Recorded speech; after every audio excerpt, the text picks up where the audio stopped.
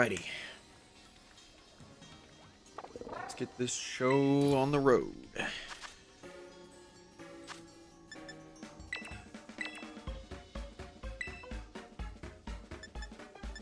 we need to do 2 mayonnaise and sour and salt.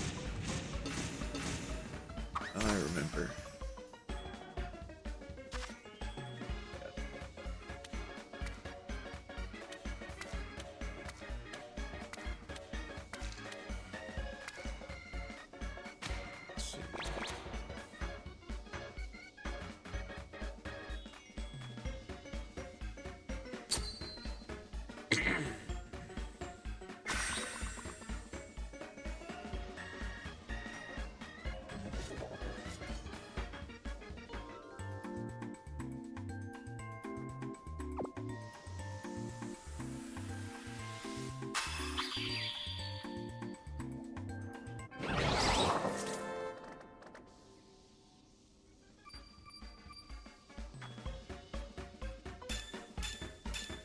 Alrighty, sandwich is active. Howdy, howdy. How you doing today?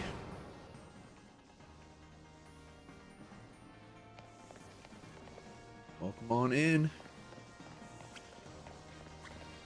Oh, we're starting off with a shiny right off the bat. Let's go. Alright, off to a great start.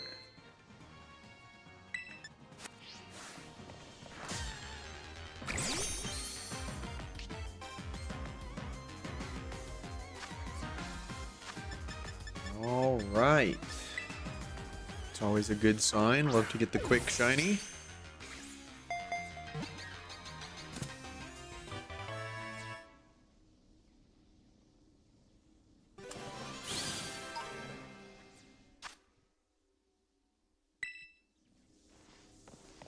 How are you doing today, watermelon?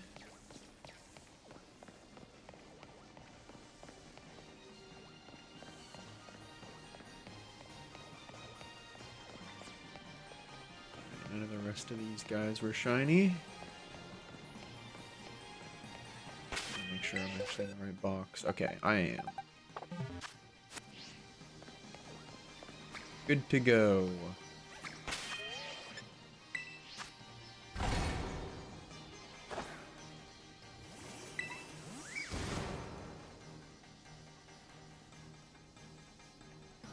Alright, everything working as intended. Good, good, good.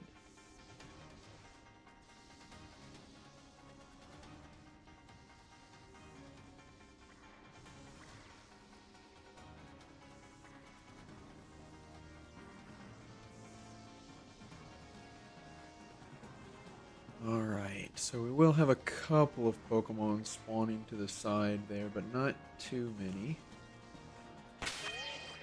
Mostly Joltik, which is good. That's what we need.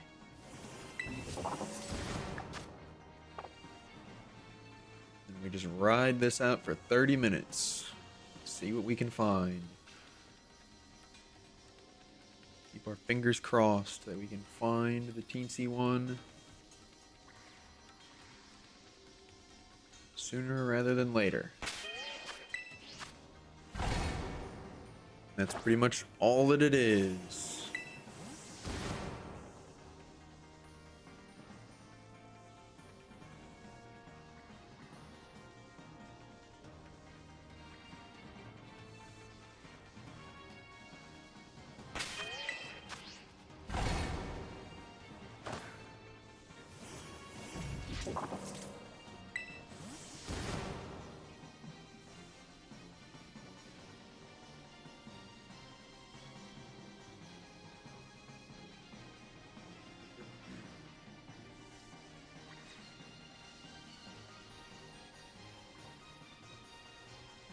The only issue with this outbreak compared to the other ones I've had for Joltik, well, I mean, the other one, really. There's only 2 places where the outbreak's actually decent. Oh, there's one where it's passable, but this one and the other one are the best ones. But The only issue with this one is just that they're so far away that sometimes it can be a little difficult to tell from a distance, but still shouldn't be too much of an issue. Let's see.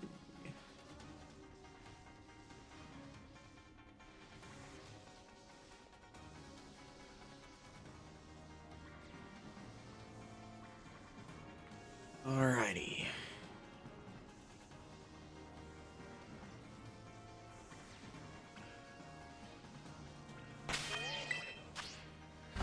Not looking like any shinies there.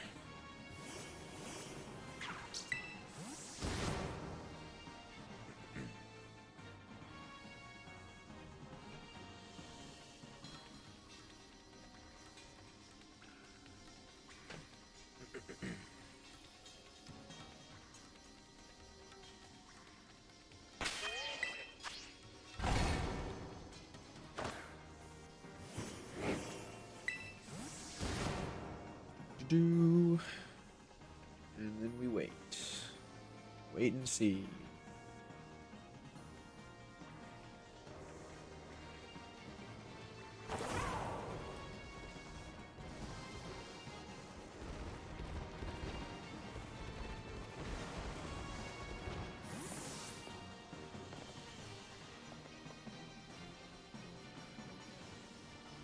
Yeah, the full zoom is probably still fine. I think we can work with it. Might take a little bit of adjustment just to get back into the swing of things. It's been a minute since I have engaged in this hunt. Sometimes it just takes a little bit of retraining my eyes.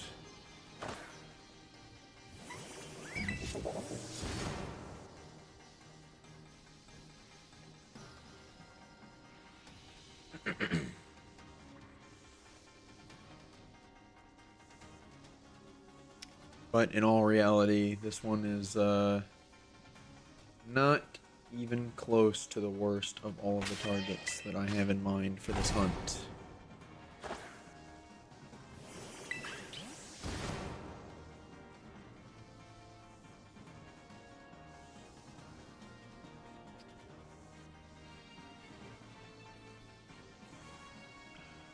Arguably, this one is potentially the best, or at least second best.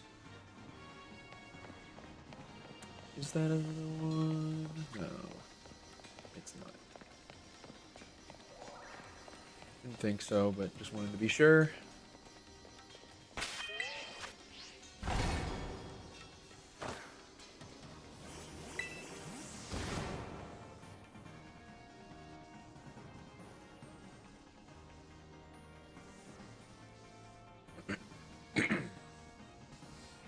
It's usually fairly obviously different from a lot of the other ones around it when there is a shiny, so this one's not really all that bad.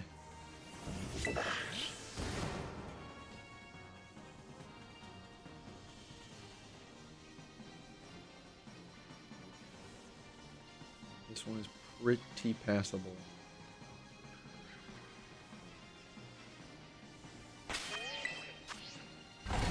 Cutie Fly, on the other hand, is going to be absolutely awful.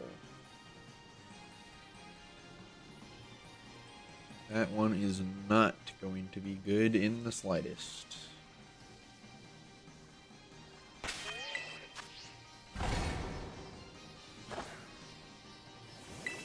Really hoping I can get lucky whenever I get around to hunting Cutie Fly, because that one is going to be painful.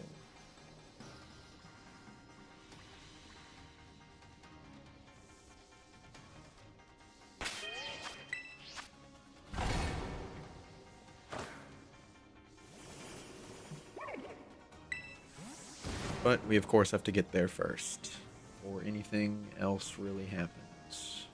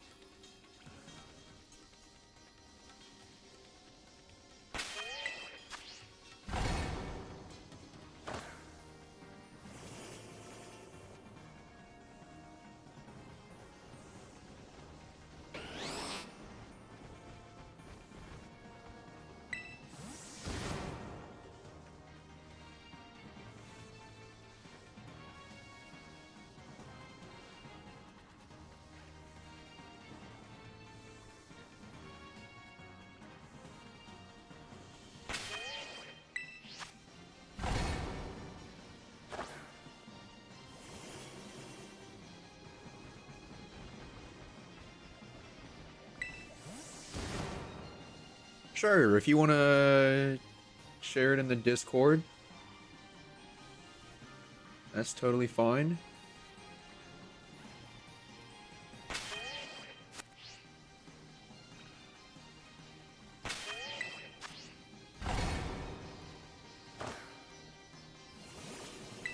I'll take a look at it.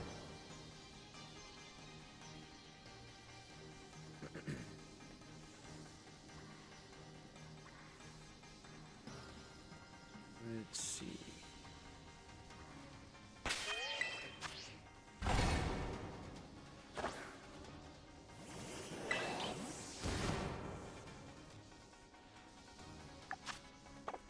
No dice on any shinies since the first one, but that's alright. Sometimes we go the entire time with nothing. It happens.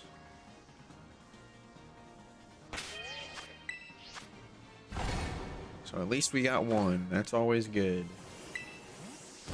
Still got 19 minutes to find some more.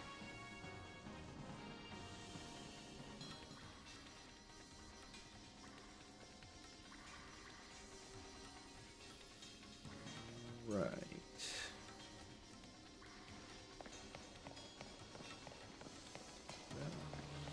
Different? I don't think so.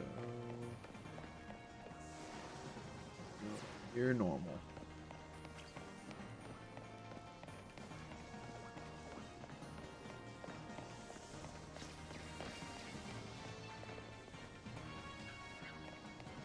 That one, on the other hand, is shiny, I think. Nope, never mind. I'm still dumb. Yeah. These ones directly underneath the charge stone are a little bit more difficult to tell from time to time.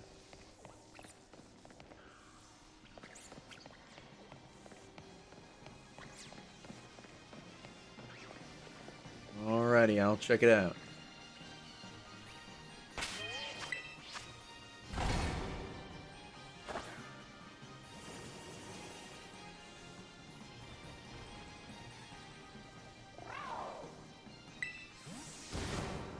Oh yeah, like a little speaker into a boombox. That's cool.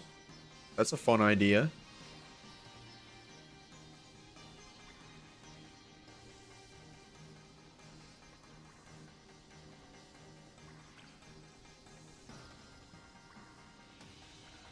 Made some shinies for it too. Awesome. Yeah, I like it. That's a fun idea. I like the concept. Excadrill, what the heck are you doing here, man? How'd you sneak in?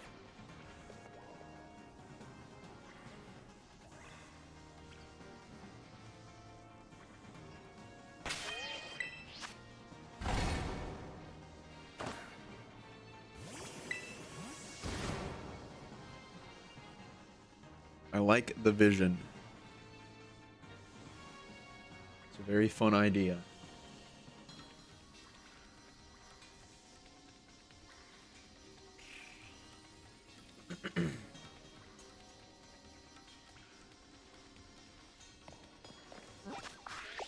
Of course, it's cloudy. That's why it's a little bit harder to see. I still don't understand how or why the weather affects the lighting inside of the caves, but it does. It makes it a little bit more difficult during this hunt.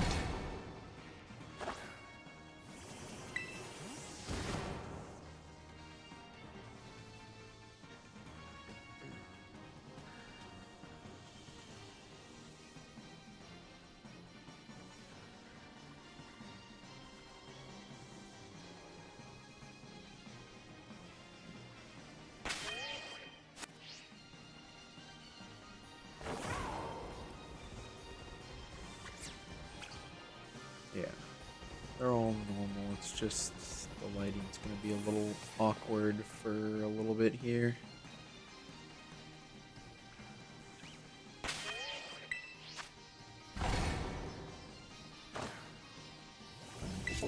Really does not do me any favors. There's a blizzard in the cave you were in for a Dino outbreak? Yeah, that's weird. Or Dino? I don't know. I pronounce it both ways. It just depends. It's definitely Dino, though. That's how it's meant to be pronounced.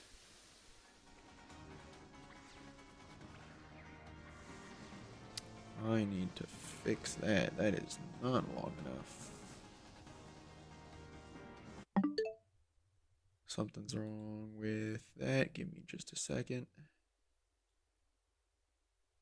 Ah, I never updated this. That's why.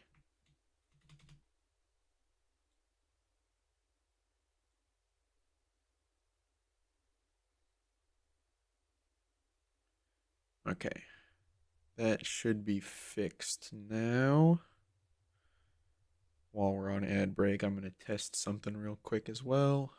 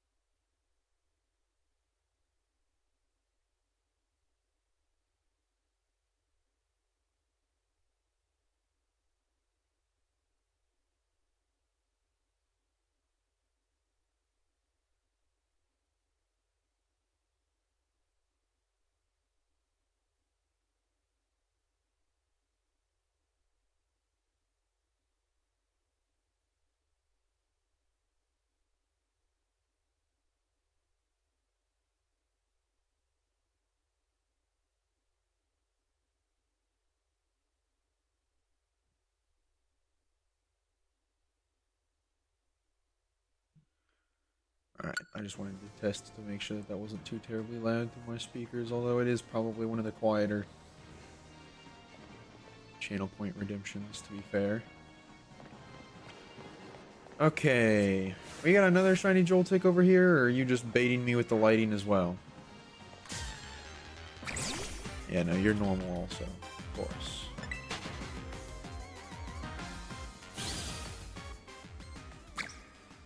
Takes me finding a couple of shinies before I really get back into the swing of entirely being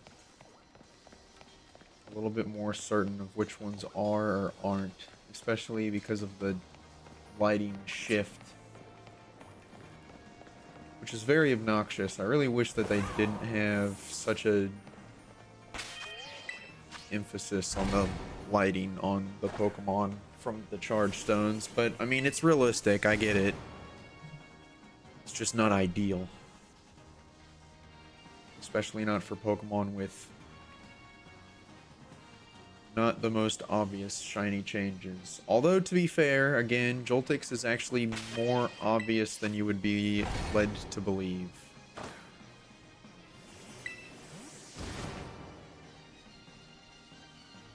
At least in this game. I know with the 2D sprites, it really was not much of a difference. But I was rather surprised at how easy it was to spot when I started up this hunt. I thought it was going to be much worse. But fret not, those Pokemon are on the schedule eventually. After we get this Joltik, we will have 4 more Pokemon to hunt with the mini mark. And all of the rest of them are going to be loads of fun.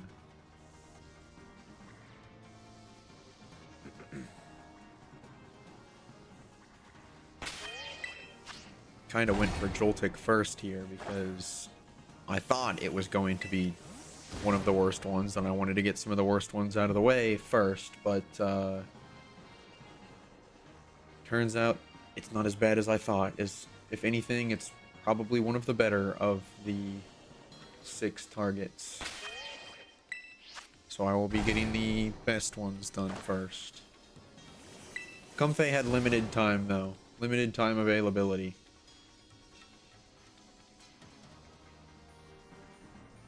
And granted, all of them are kind of going to be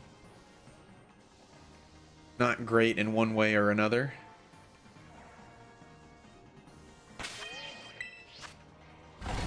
They're all small Pokemon, and all of them have not extremely obvious changes to their shinies.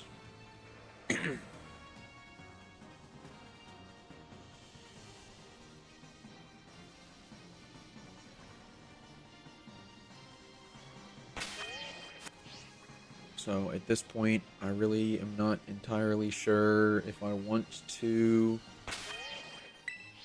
shuffle it up and maybe go for Cutie Fly next to just get the absolute most miserable, suffering, difficult one out of the way sooner, or save it for last.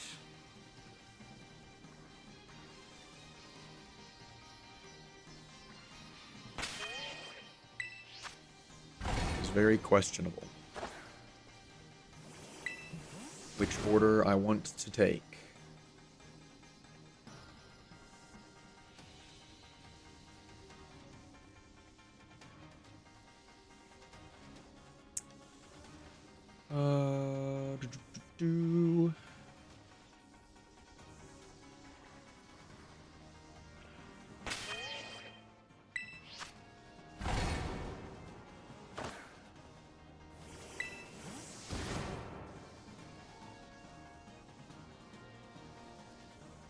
Let's see.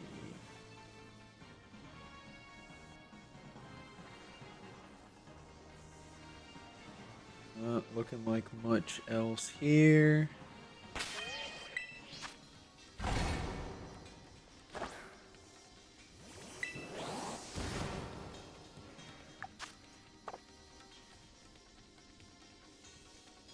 We got 10 more minutes to hopefully find another one.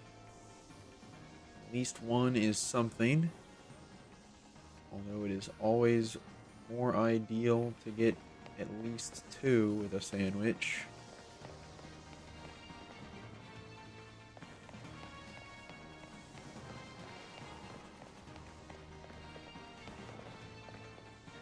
Usually quite insignificant, the number 2 feels, but when we're considering the aspect of odds, we're essentially halving our chances of walking away without the mark shiny every time that we manage to find more than one in a go.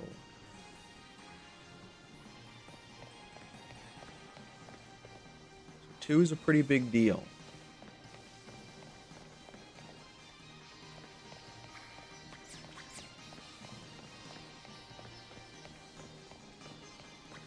I was able to find 2 shinies every 30 minutes as opposed to 1. I would only be spending essentially 16 hours instead of 32 to get to odds for this shiny, which we are already almost close to. We are at 58 shiny Pokemon, or Joltik specifically. I don't remember how I was counting this. I think I'm just counting Joltik, but I don't know. I can run through and count again after the sandwich ends.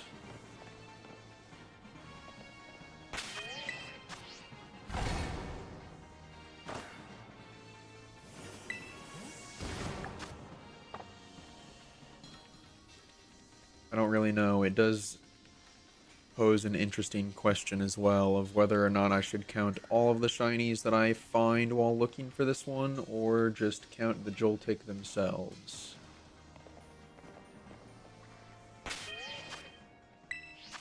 Or any of my targets, for that matter, for any of these specific hunts that I'm doing.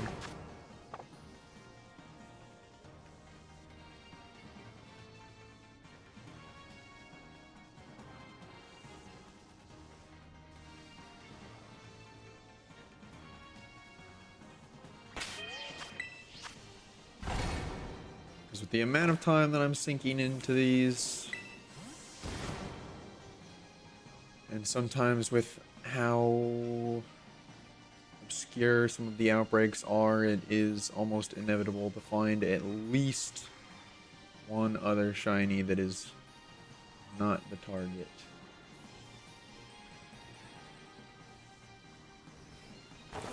Especially now on the Switch 2 in more limited areas. This one's a big open area for Joltik, which also I think is another reason why this one will end up being considered as one of the better targets of the overall 6 that I'm hunting for. Just because there's a lot more room for Joltik spawns as well. Whereas a lot of the other ones are going to be much more limited in their outbreak spacing.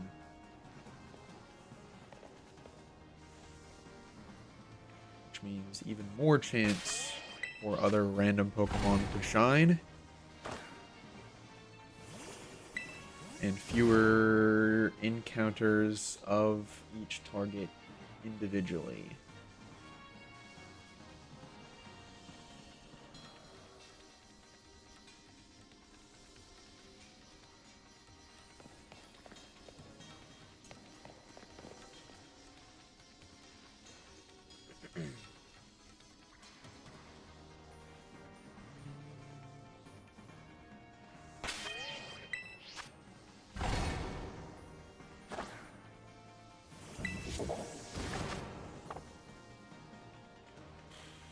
Really, it's not going too well right now for this.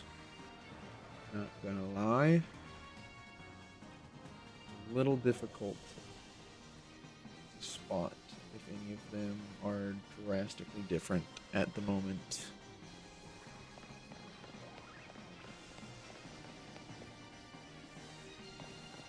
Which usually means that none of them are. Again, it should be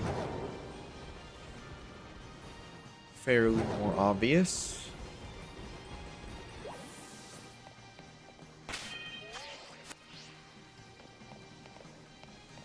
Just takes me getting re-immersed in the hunt.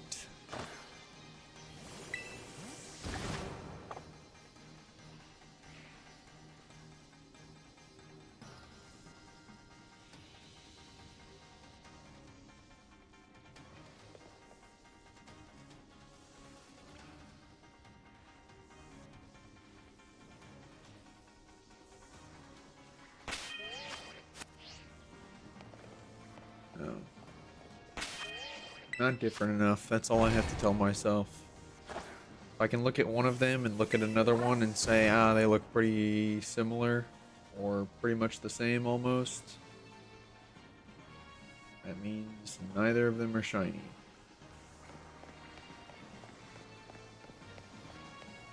It has to stand out by a significant margin.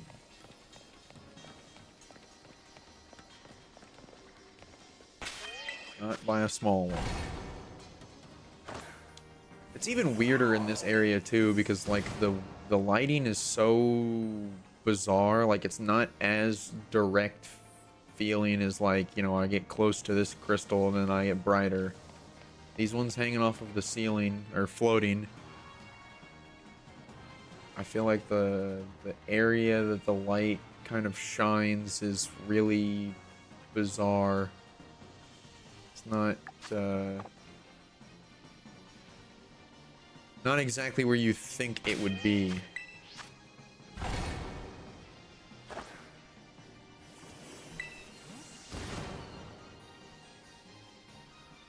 It's not where you expect it to be.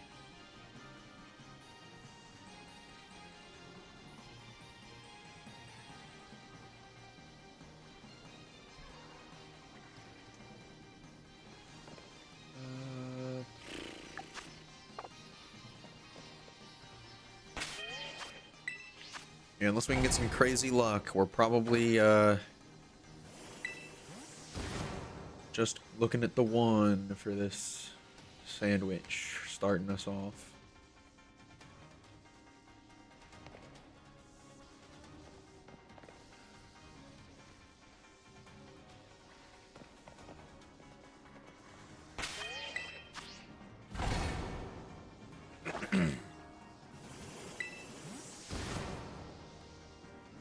The increased number of spawns has definitely made the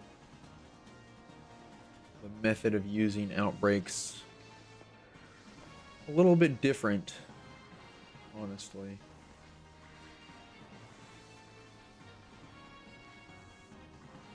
I don't even know how this outbreak would function on the original Switch 1.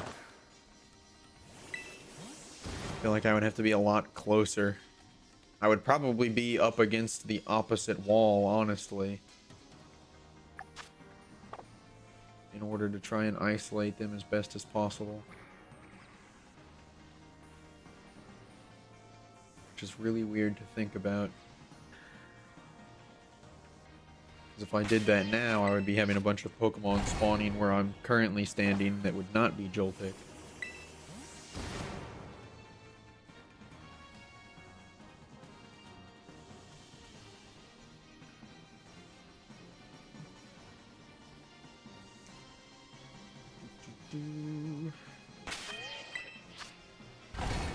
Yeah, just no more luck, it doesn't seem.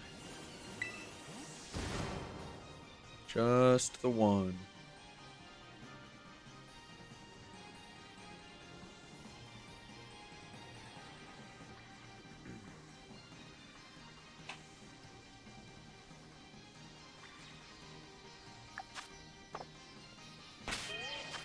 One more check, and that's probably gonna be it.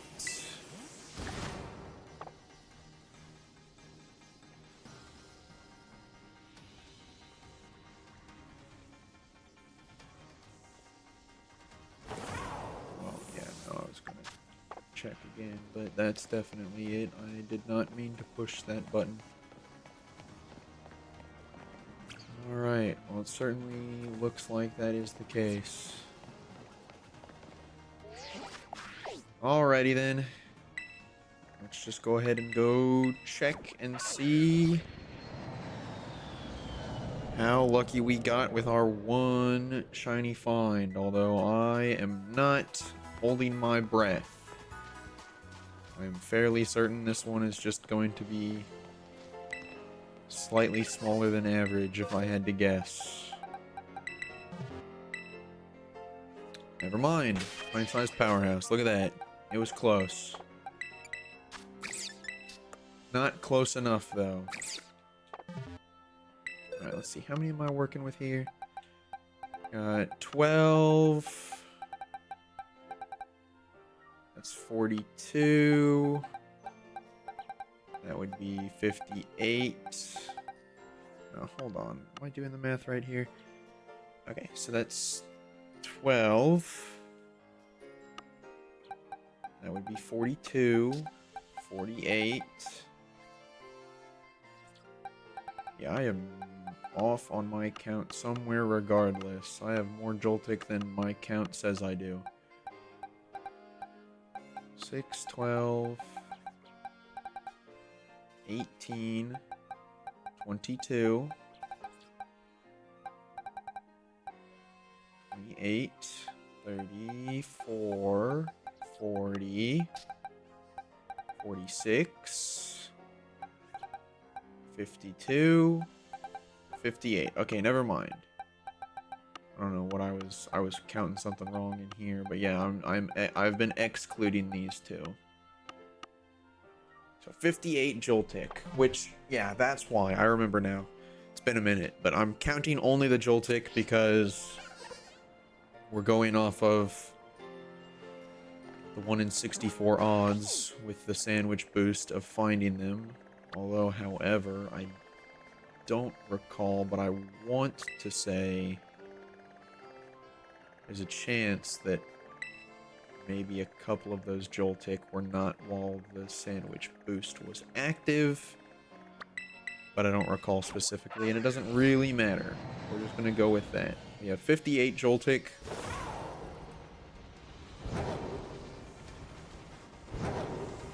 And our odds are 1 in 64 of finding the mini mark on a shiny.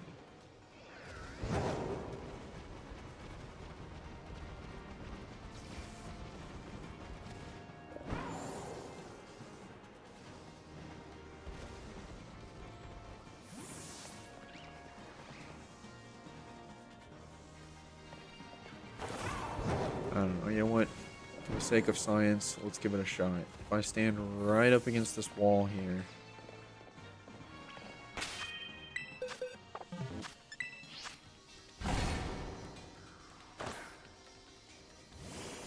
First of all, are we going to see a shiny? Just because...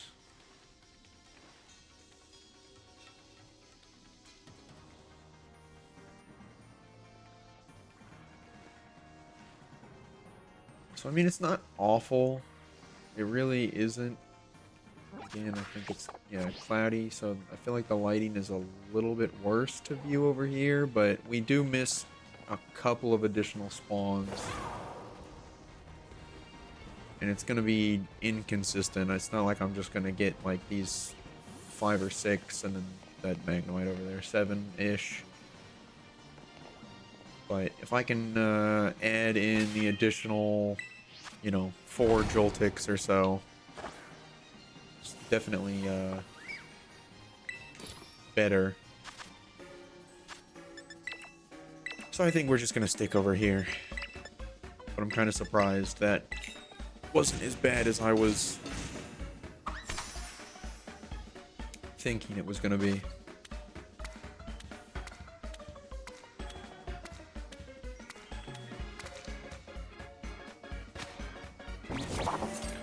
I need to remind myself to start stretching before I start stream.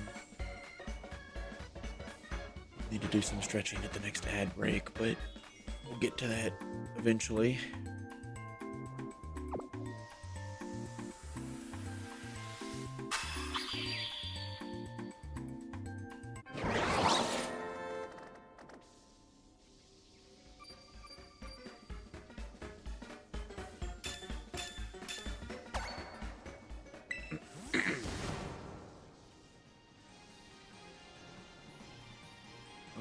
Okay.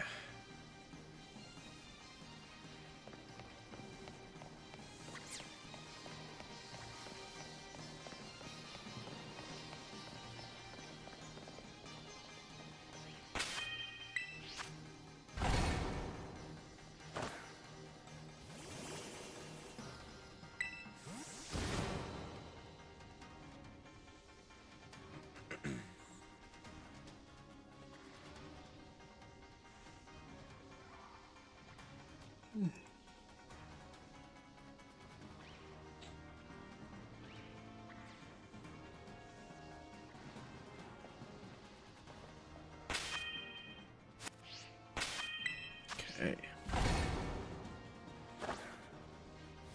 Nothing here, nothing there.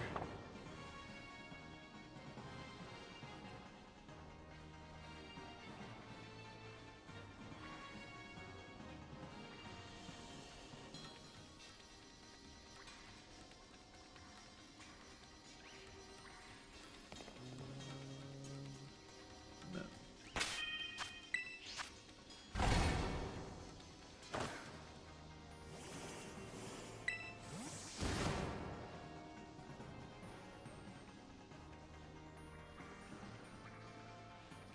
Do...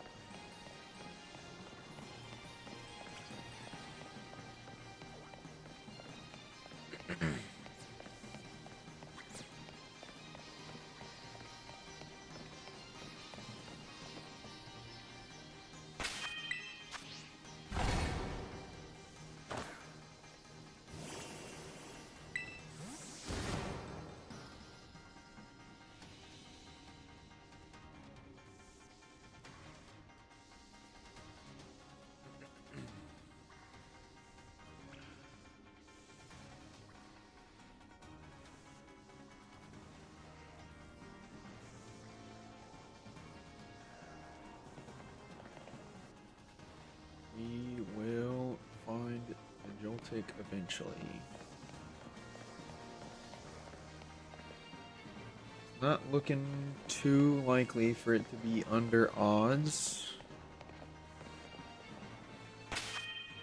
But you never know. We still got 6 more before we get there. We will more than likely hit that today. Unless we get super, super, super unlucky.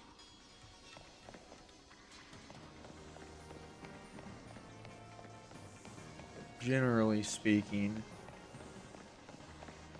we should hit that today. And minimum, I would be surprised if we did not get 264 shiny encounters by the end of the time that I at least plan to stream till.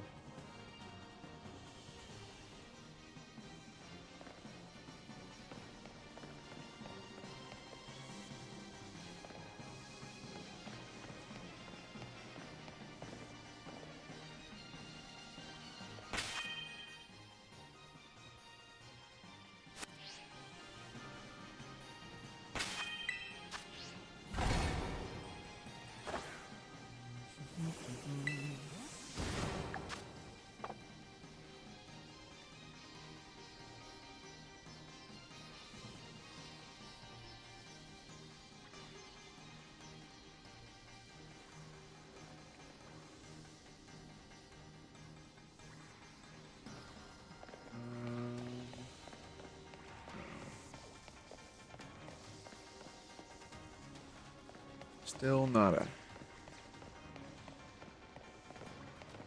It's gonna take a minute. I gotta find another shiny before I can really... The fact that the only one that we got was like instantaneous did not really give my brain enough to latch on to really keep it solidified in my mind. But I know what it looks like. I know that it's pretty fairly different. Much more vibrant green.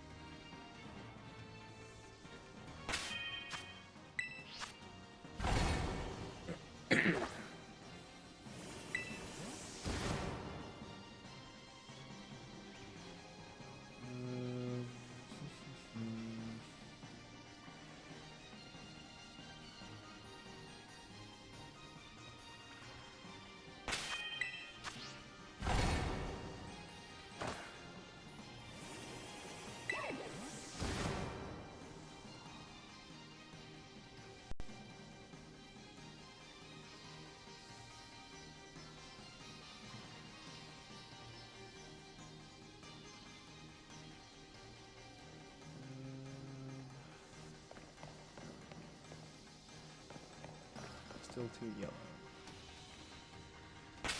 All yellow.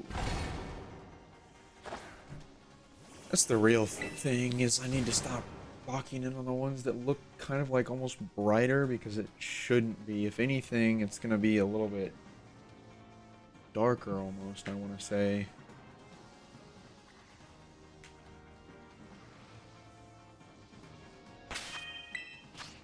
I guess not necessarily. It's kind of like a neon green yellow blend. Highlighter colored.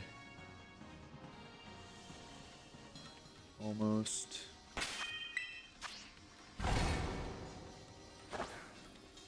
But we'll get there eventually. We'll spot one of them here soon.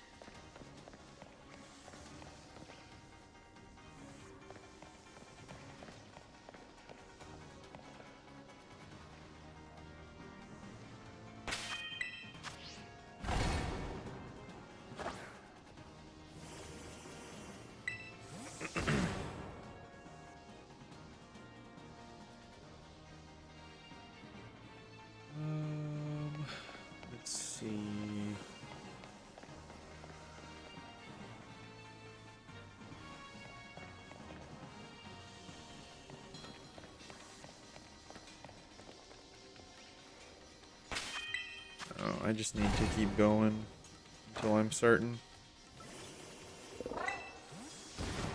There will be a point in time in which I am absolutely certain that one of them is shiny from this distance.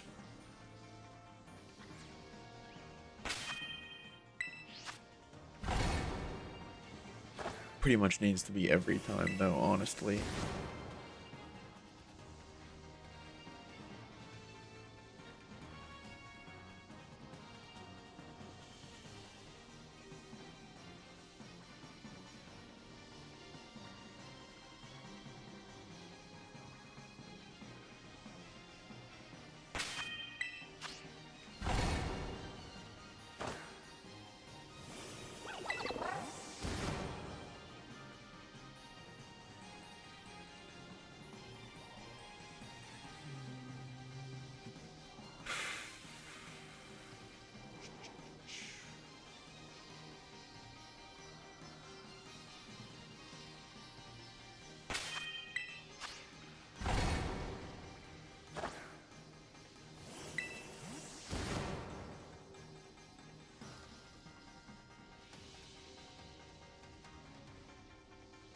We have been trolled.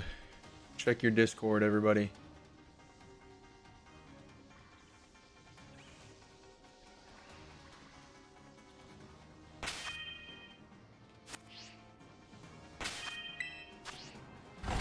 You know, the funniest thing for me is I have my Discord set to where I don't actually get notifications when I'm live, so I'm just used, or anytime that I have it open, and I pretty much almost always have my OBS open, so it's actually a problem where people try to get a hold of me on Discord and I just am not paying attention at all because I don't get notifications. But hopefully it trolls anybody else that's in the stream. That's the idea, at least.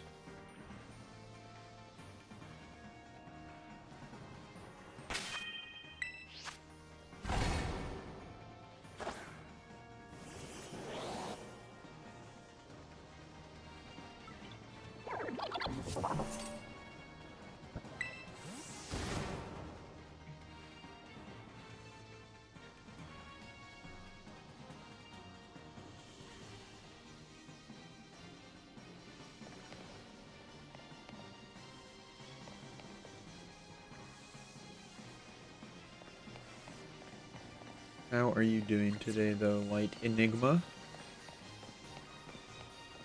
Hope you're doing well. Just, looking for shiny Joltik here. That's the plan.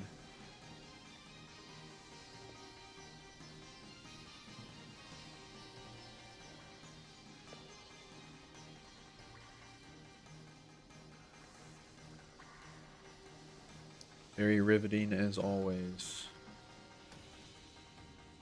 Not very much luck so far. Pretty much got the first shiny, like, right as the stream started up, and that is as far as we have gotten. Just the one. Nothing else so far.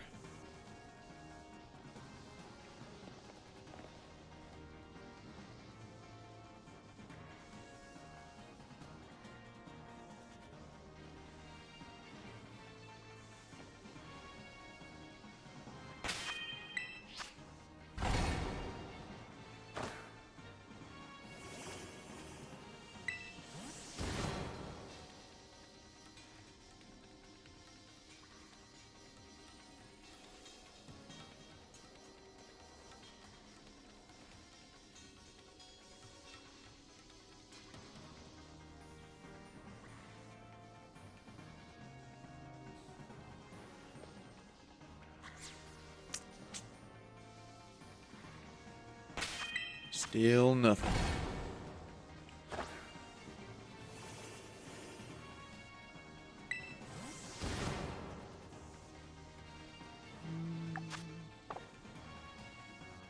"15 more minutes."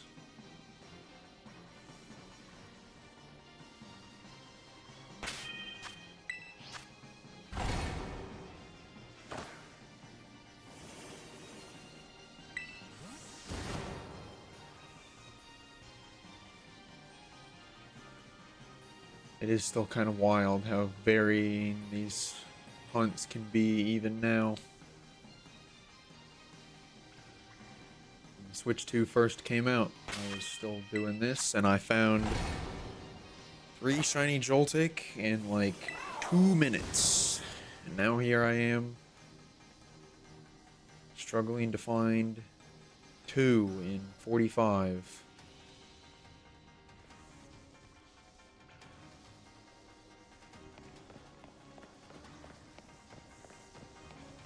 Unless there has been a second one and I just overlooked it, but I don't think that has happened. And I would be none the wiser even if it did. So who can really say? Anybody that was able to go back into the VODs and be able to tell me if it was, but that is almost certainly impossible.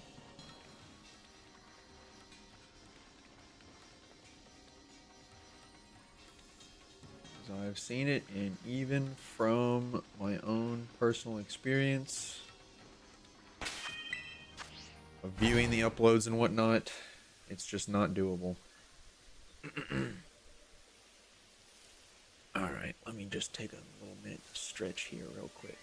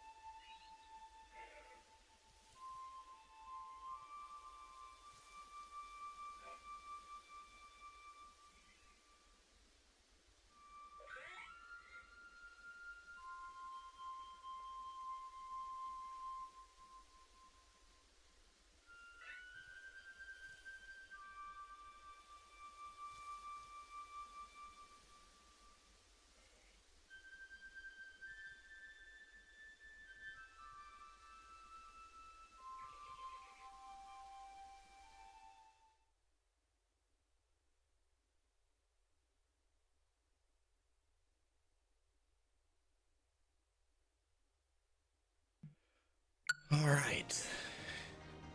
Nice little stretch break. Boy, did I need it. Okay, let's see if that helps us.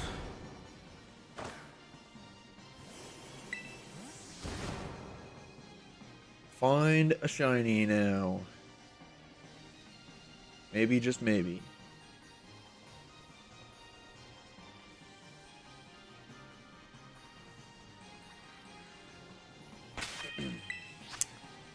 Not quite yet.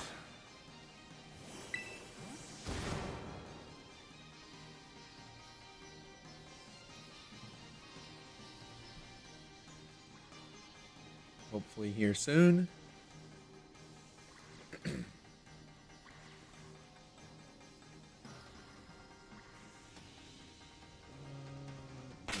That's still yellow.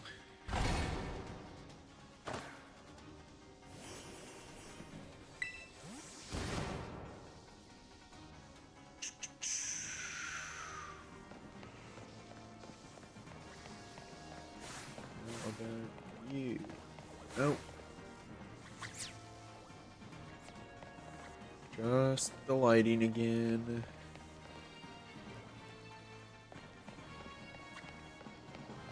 I was a little bit more certain on that one, but I was still wrong, nevertheless.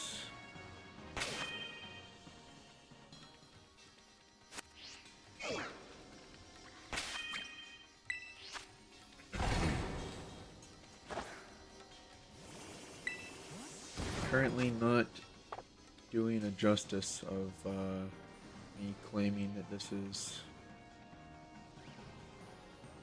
not quite as difficult of a Pokemon to find the shiny of.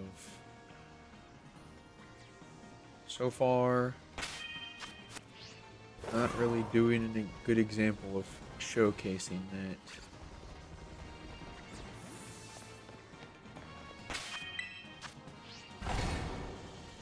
But I just haven't gotten lucky enough to find any more shinies, to be fair. I can't really control that. The only thing I can control is whether or not I spot it. And also if I get baited into thinking one that isn't is.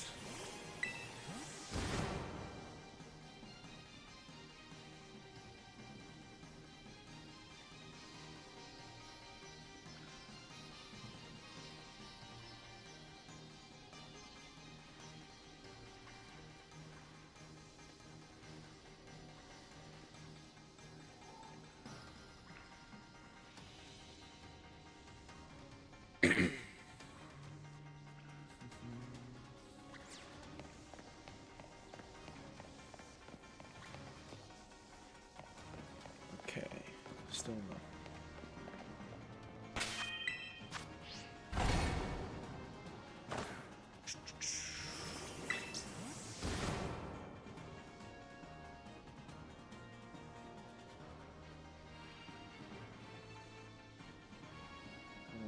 Joltik.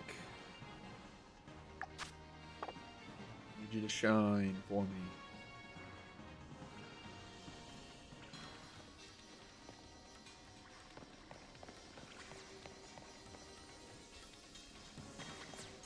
Alright, let's just go ahead and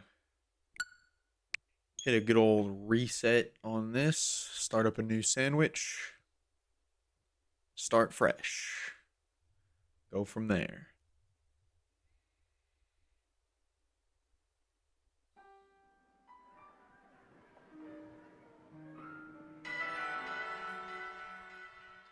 See if we can have some better luck.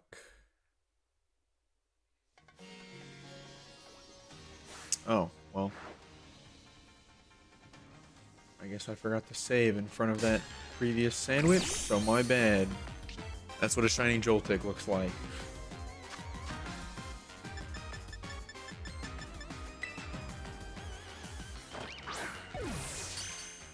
Just go ahead and catch this one again.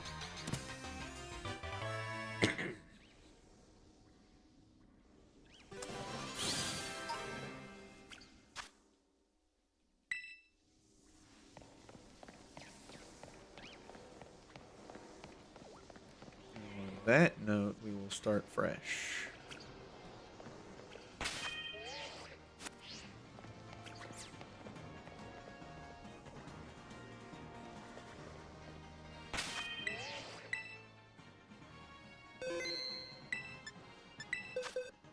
Go ahead and I guess I already saved, but should have marked you and then saved, but it probably won't make too terribly much of a difference. Whatever. Let's just do it again. Whatever. Let's just get that out of the way. Save again. Then we'll start up our sandwich once more.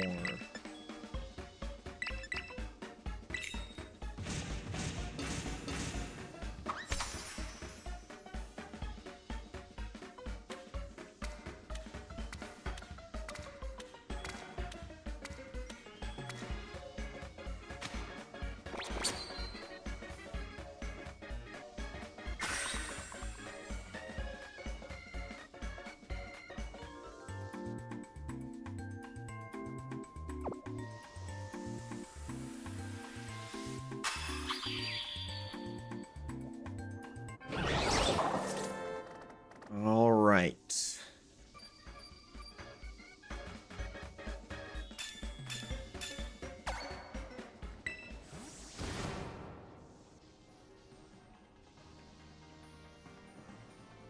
Starting fresh.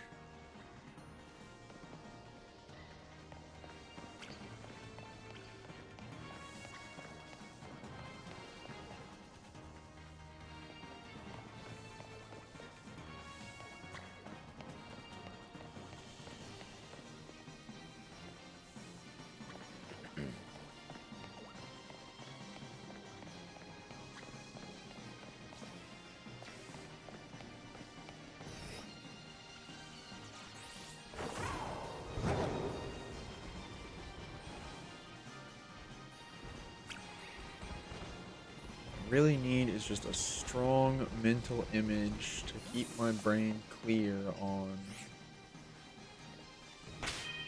what the shiny looks like in each of the different lightings.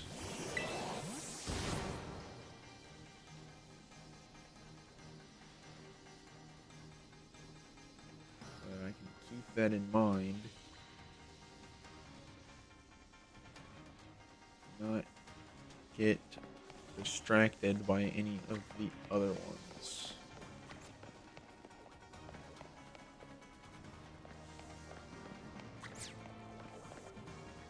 Does not happen very often.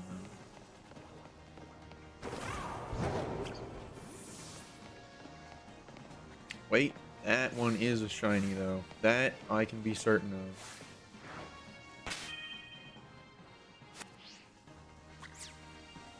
Let me save. I didn't click the button correctly. There we go. Okay. The lighting on this side is definitely a lot worse for this, but that is all that it took, was getting us just reset, fresh start, back on track.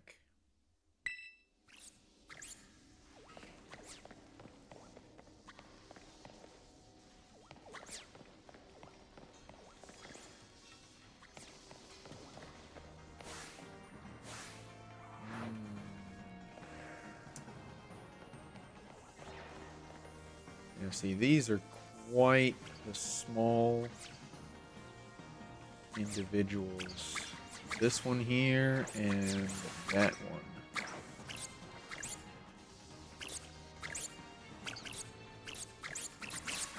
I think even that one more so than any of the others.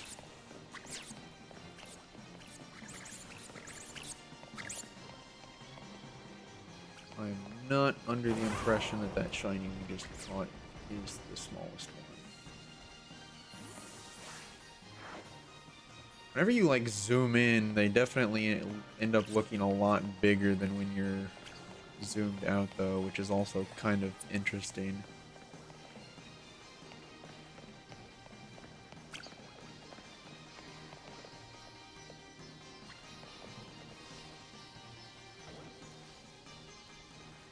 It will make for quite the wild discovery when we finally find the actual teensy one, to just really step back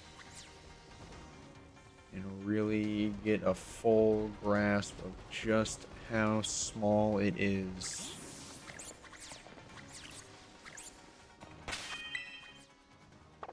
I don't need to save it yet. We just need to picnic and keep going.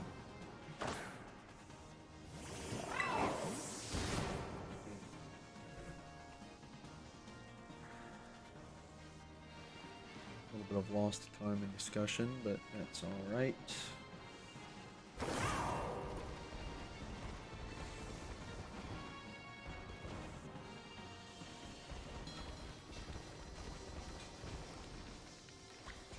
It also just plays into the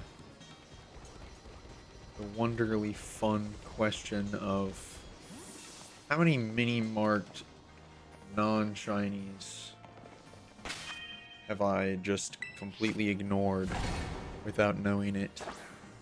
It's very interesting. I would be very curious to know how many times during any of these marked hunts that there has been a Pokemon with the mark, it just hasn't been shiny. So I haven't paid attention to it at all. I would never know the answer, of course. It would be interesting. I would love to be able to see that, just to know, like, how roughly close to the technical statistic the encounters were.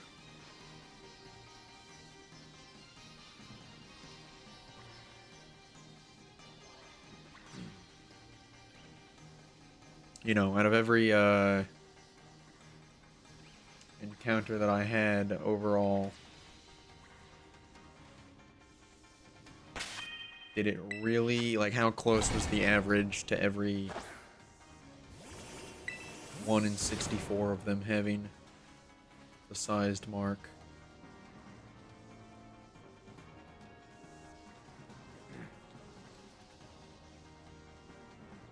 I would probably imagine it would add up to being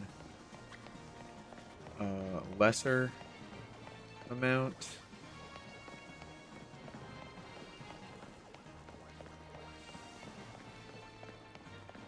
But it would still be interesting to see how close it was.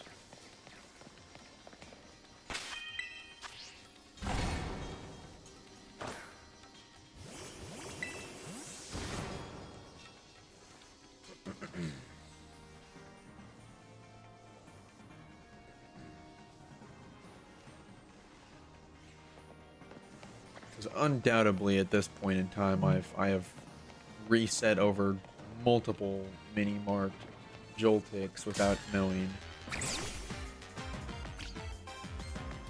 But it's just a question of how many.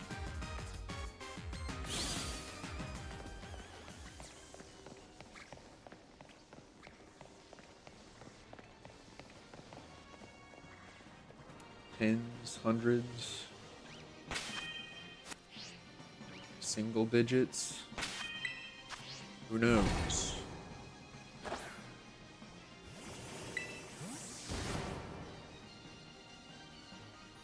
Technically speaking, I should be seeing one every,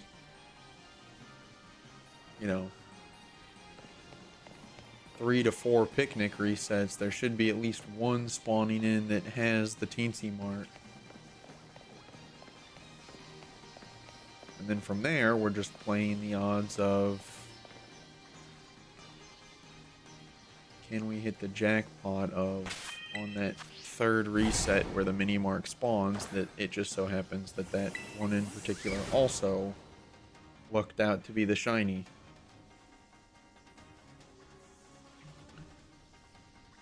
I mean, what would that be? It's 1 in 256, so it would be about, let's just say 1 in 12. Let's give it. So you have to have that 12 overlap with that 1 in 3.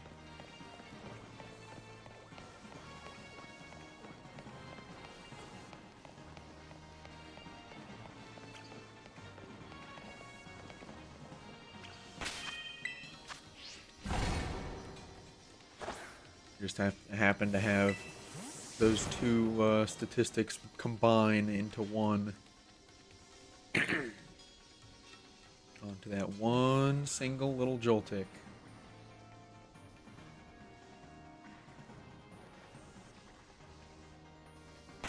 That's what we're aiming for.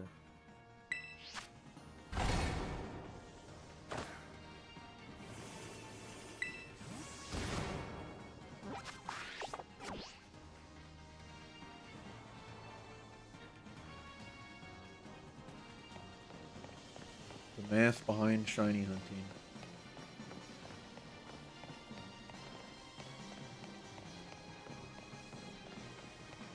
I'm sure that a majority of shiny hunters don't really care too terribly much about the statistics or odds of everything. They just understand the bare principle of, yeah, the number's big or the number's small, depending on what they're doing. Either you got super lucky or you dedicated a lot of time. That's another shiny Joltik while we're sitting here talking about the odds.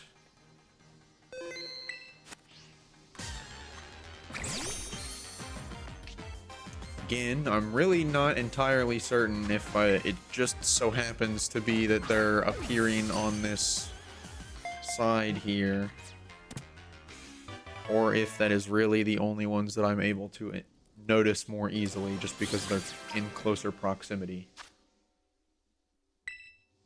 I do not know.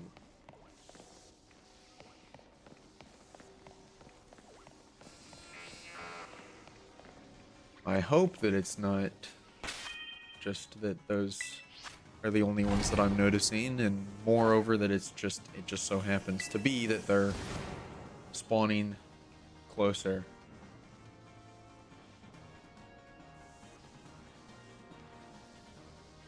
I'm pretty sure at this rate I've rotated between outbreaks before, so I'm fairly certain I've spotted a shiny multiple times in the far back reaches of this outbreak.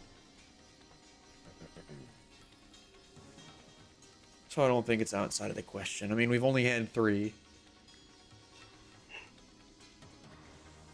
Excuse me. We've only had 3 of them so far.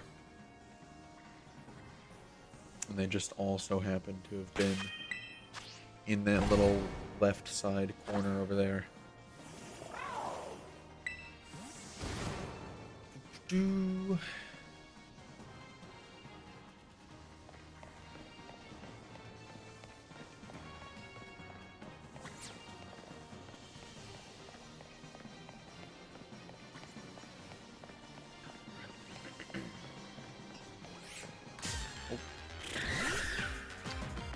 just wanted to take one more step, and I guess I shouldn't have.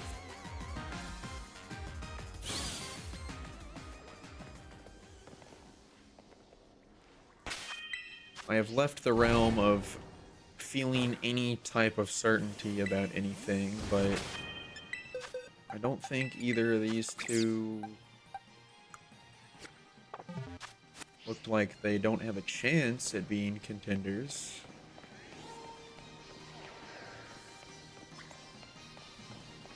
But I'm not going to bet anything on it. I'm not, like, that certain.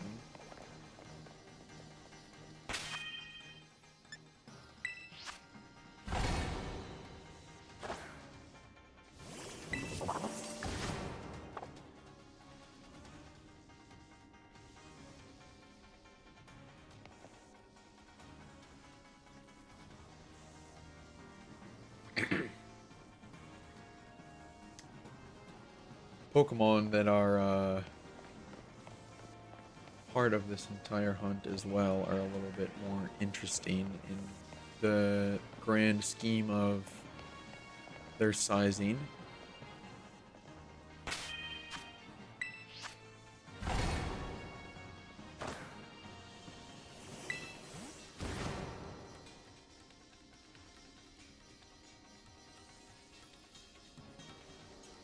I mean, like, I have Comfey here in my party, but the reason that it is one of the smallest Pokemon is because you're just actually counting the creature itself, not the entire floral wreath that it holds. Same with Flabébé and its flower. So it ends up making the Pokemon look larger a little bit, but in reality it is not. They are all technically the same size. All 6 of our targets. Comfey, Flabébé. There's another shiny Joltik. There we go. Spotted it out in the distance.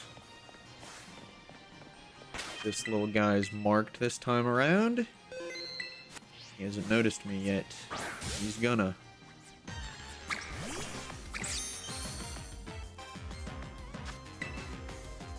Alright, things are picking up again here. That's what we like to see. 3 shinies in one sandwich.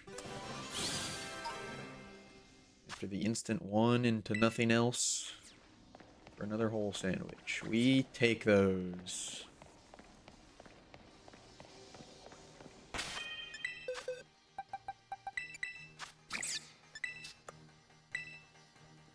Smiley Mark. He's just a happy little guy.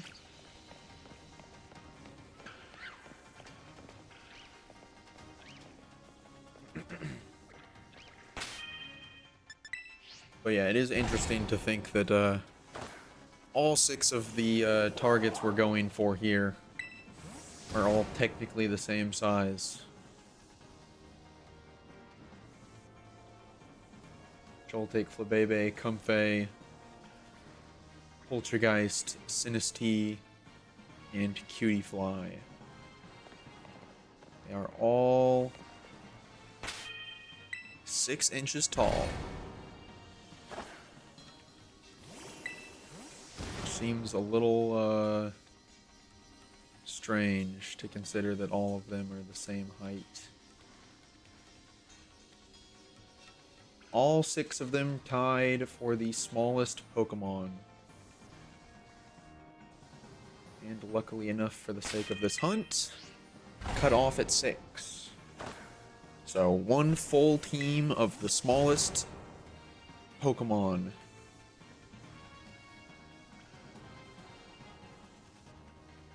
All 6 of them at 6 inches.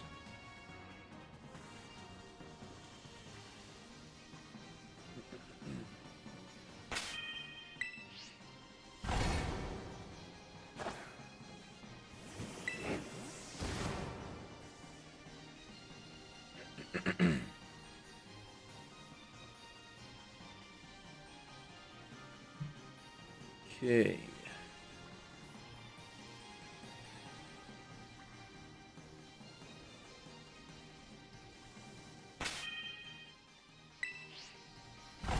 Seem to be anything else there.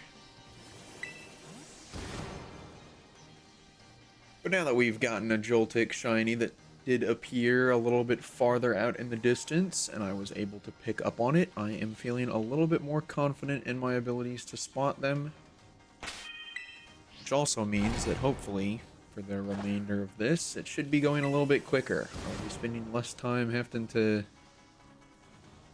reassure myself.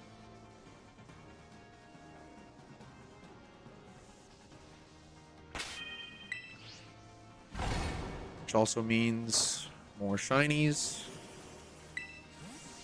Which means better odds of being done with this.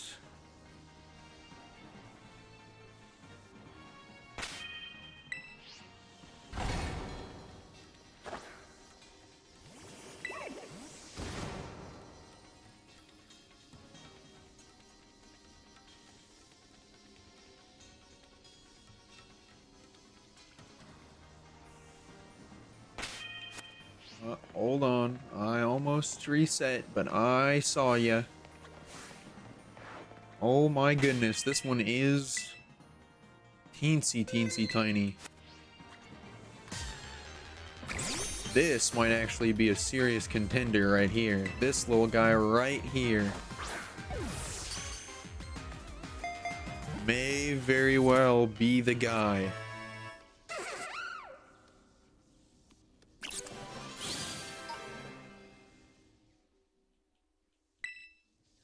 At least Drilbur seems to think so.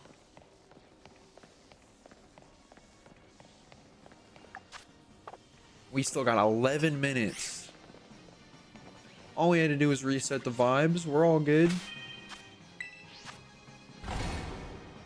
Worried, had 0 shinies in 1 sandwich, but here we are with 4 in not even 20 minutes. Just under 20 minutes, and we've gotten 4 shinies.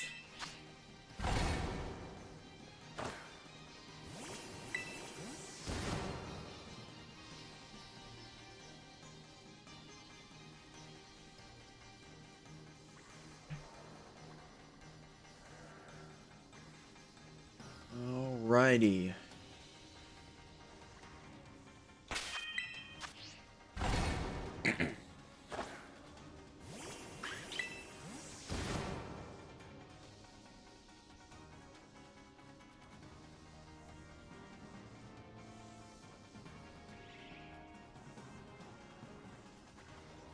Okay.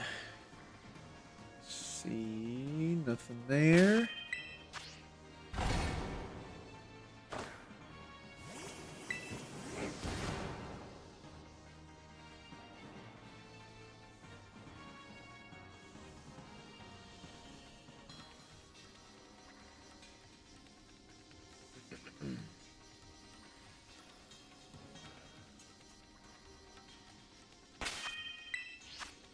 there.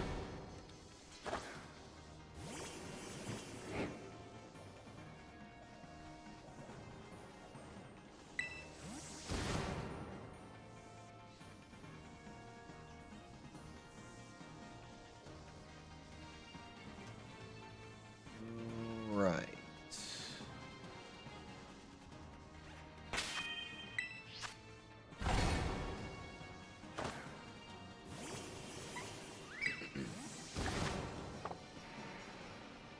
Eight and a half more minutes. What are we thinking? 6 shinies in the sandwich? 7? I'm just kidding. I'm not asking for too terribly much. Again, more is definitely better. The more we get, the better off we are on finding it, obviously. And finding it sooner, obviously.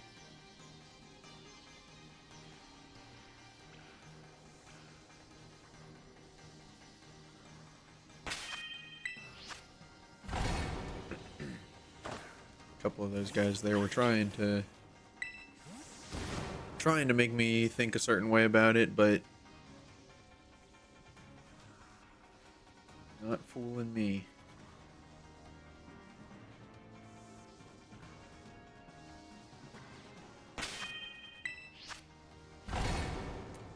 Shifting into cloudy weather. No, I guess not. Maybe it's just turning into nighttime or something, I don't know.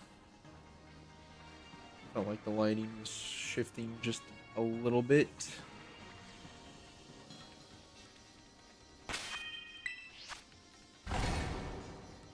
Which again, still kind of weird that it does anything at all in the caves. But it does for some reason.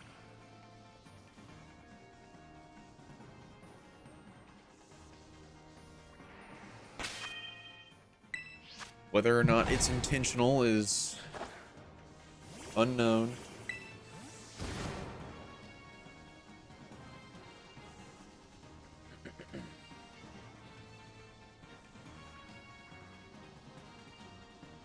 If I had to guess, I would be led to believe it is intentional under the guise of they just programmed the entirety of the game essentially to shift the lighting dynamic ever so slightly whenever the weather turns a certain way. And so that still affects the areas even when you're not directly under the weather conditions. If I had to guess, that's just what I would assume. I don't see there being any other real explanation as to why cloudy or sunny or, I mean, even rain for that matter, or thunderstorms or whatever affects the lighting inside of caves. Yeah, see, there you go. You can kind of see it now. It shifts. All the ground starts to look a lot more brown and faded. You can't quite see the outline of the Joltiks as much. It's very weird. Certainly does not do any favors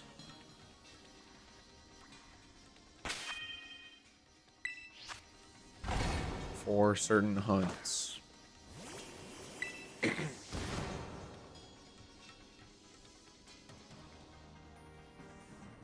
This one included. Well, I guess it varies. It depends on where the Joltik is, really.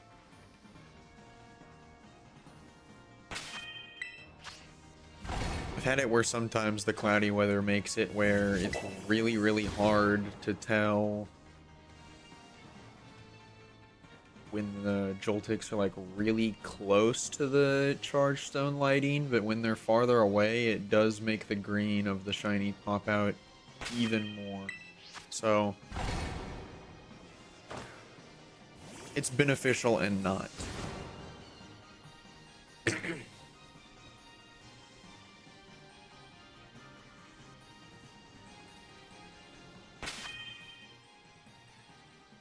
But again, that could also just be past experience where my eyes have not gotten readjusted to the shiny just yet. So, and I haven't seen a shiny while it's been cloudy, so I cannot attest to it in my current state. I'm just going off of my previous experiences.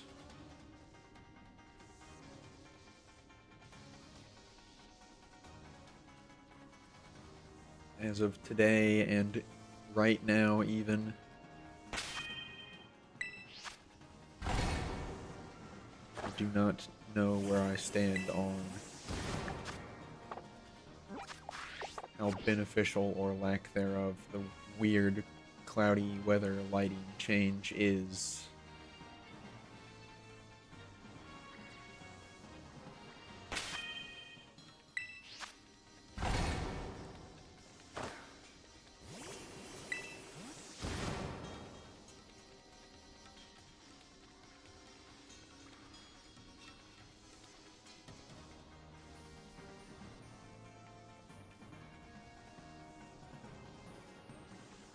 Ones that are like way farther in the distance are very hard to see.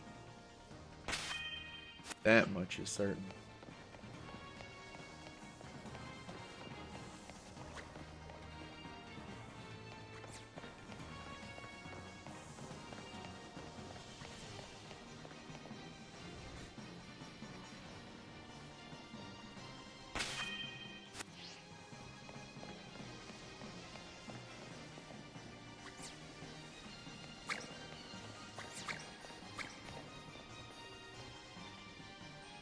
Yeah, for the ones that are like super duper far away, I would say that that's a little bit rougher, but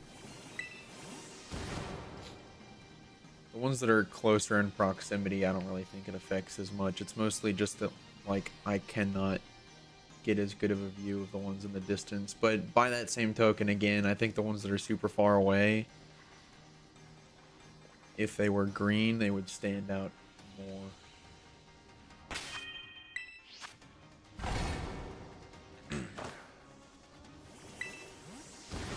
It's also just weird kind of getting the... Yeah, we're going back to clear, so now everything's getting darker again.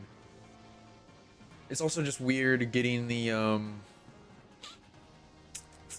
blurriness, like the motion blur of them when they move. Which again, I'm still very curious as to what caused that, because I don't recall that ever being a thing on the Switch, but at the same rate, it's because the Switch version didn't really, like, spawn Pokemon in this far away. So I'm not certain if that's something to do with that, or maybe even just if it's the Switch 2 free upgrade essentially emulating the gameplay, emulating the spawns.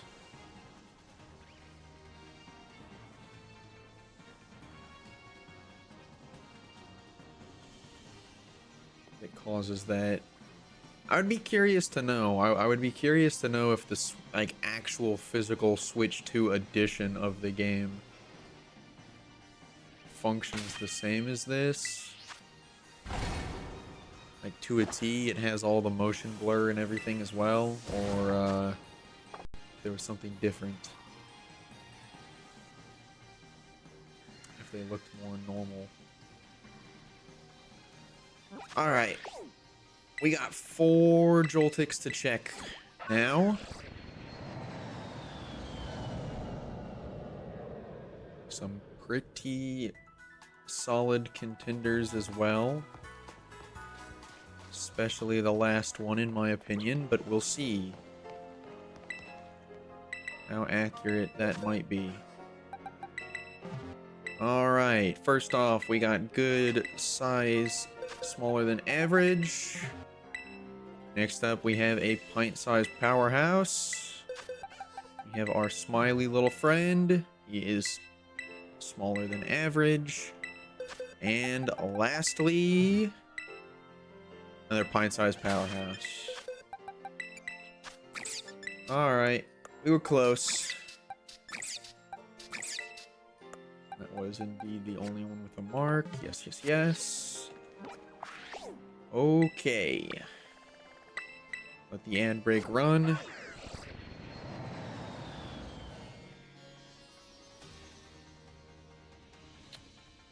you stupid? I thought it was just telling me that there was an ad break hidden. Alright, I guess not. Whatever. There it is. Okay. Took it a second.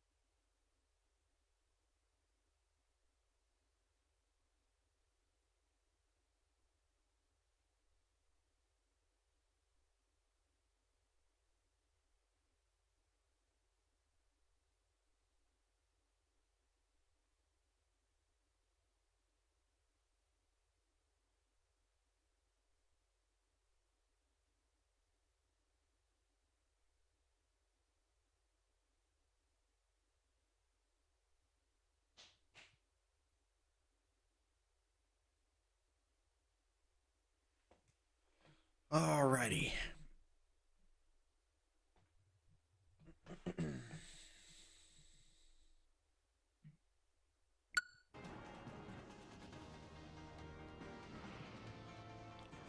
Let's get back to it.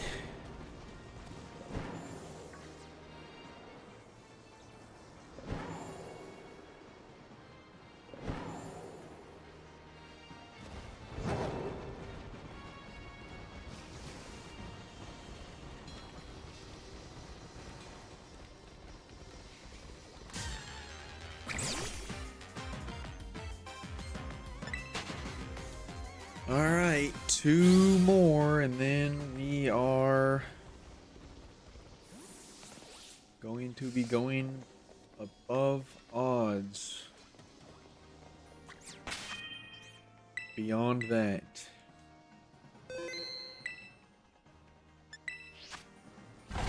Hopefully it does not come to that, but we will see. I mean, more than likely at this rate it's going to. But if it does, hopefully it is not too terribly much over odds.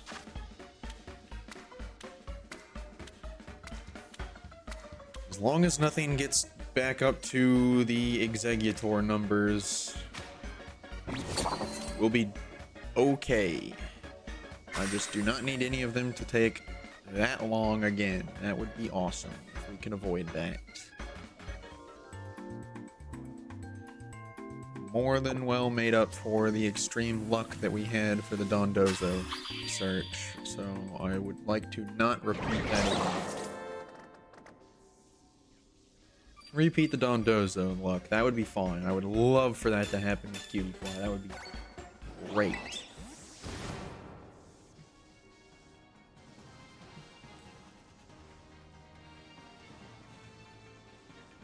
All right.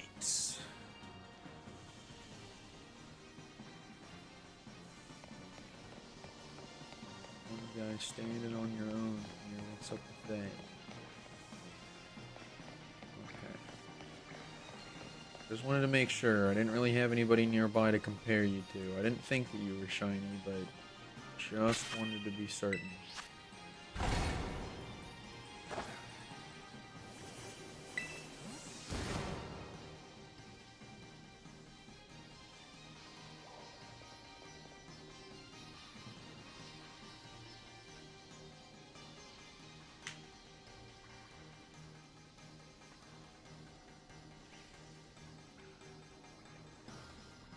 Howdy, howdy, derpy boy. Oh, that's a cute emote. I love me some shiny Alolan Raichu. It's one of my favorites.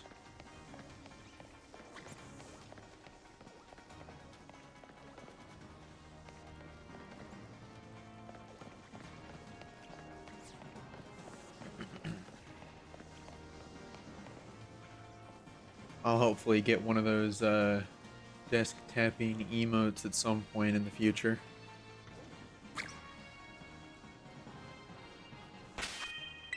Thought about doing this hunt? What, just like a mini mark shiny hunt, or specifically mini mark Joltik?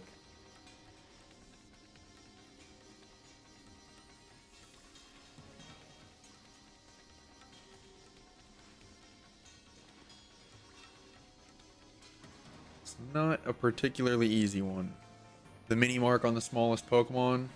Yeah, that is the plan. That's what I'm going for. I'm going for all 6 of them.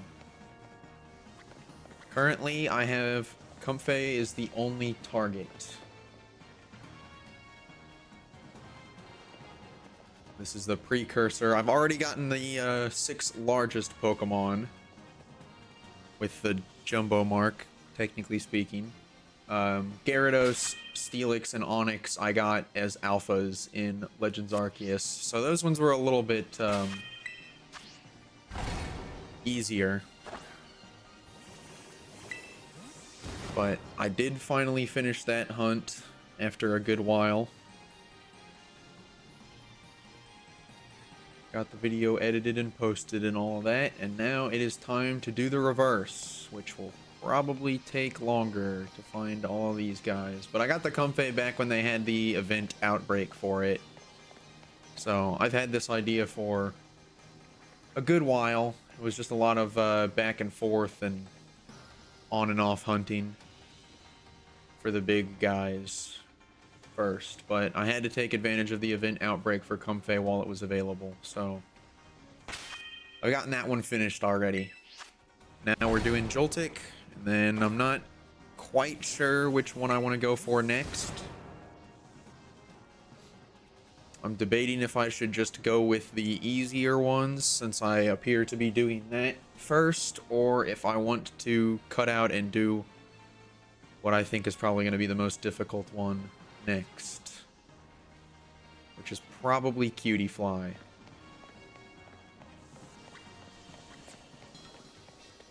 I'm not entirely certain just yet, though. I'll have to see where the outbreak's positioned to see if I can find any decent ones. I did go for Joltik here as my first one, getting this hunt started back up. Because again, Comfey was already done, but I went for Joltik under the impression that it was going to be one of, if not the most difficult, but turns out that is not the case. The outbreaks are pretty large, especially with the Switch 2 edition. If you get them in the right spot, that is. There are a few spots that are not great that I've gotten. But the color is actually not as difficult to spot as you would be led to believe.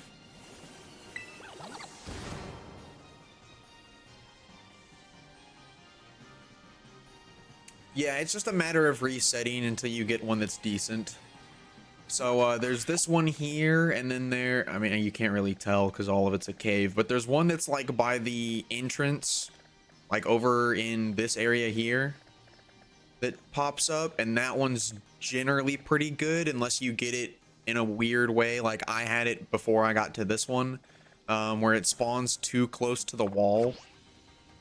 But you want it to be where it spawns away from the wall so that you can stand by the wall, and then whenever you reset that, you'll see mostly Joltik. But pretty much any of the Joltiks that you find, you're gonna at least, like this one, I get a couple of them that spawn behind this crystal. You're almost always going to get a couple of spawns that are not going to be Joltik, but there's a few areas that I've found, this one and that other one by the entrance to the cave, that are really good.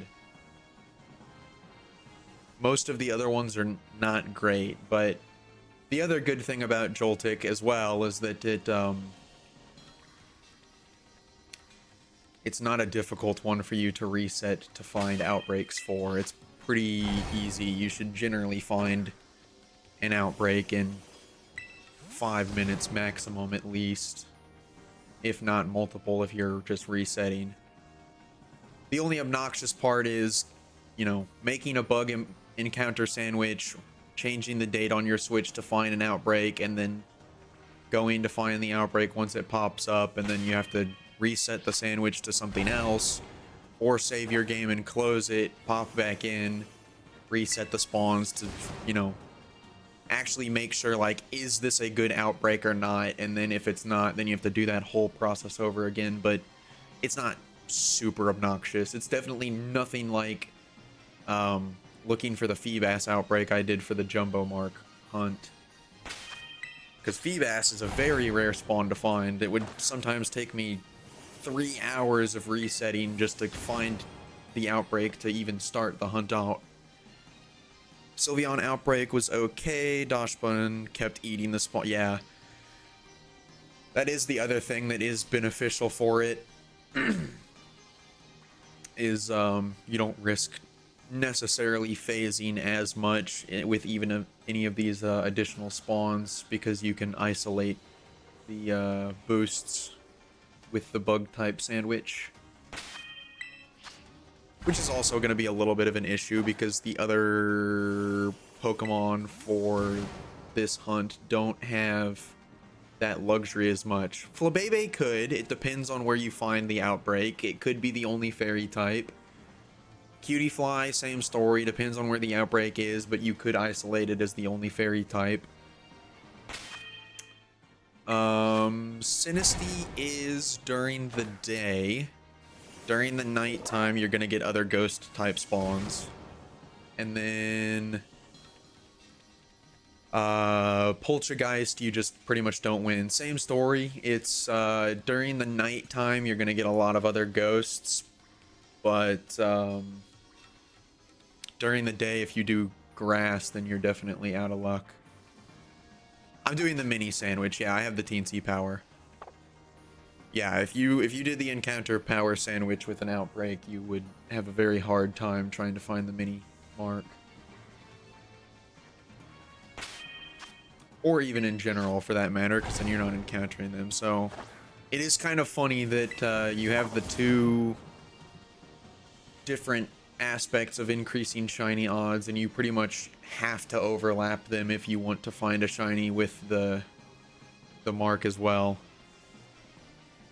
If you try to just do one or the other, you're gonna be in for a very bad time trying to look for the marked shiny.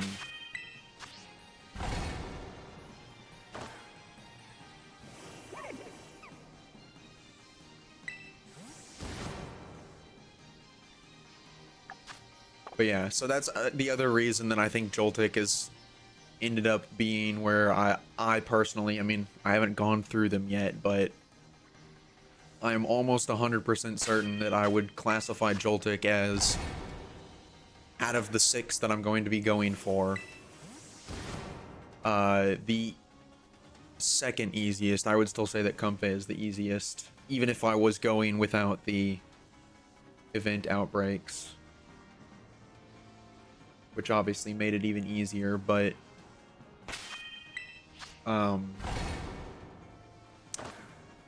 I would say that Joltik is probably the second best, just because the outbreaks have the potential to allow for me to get a lot of these spawns, where the other areas for the other Pokemon are going to be more open to allow for other Pokemon to spawn. You probably won't be able to find like really niche good outbreaks for them.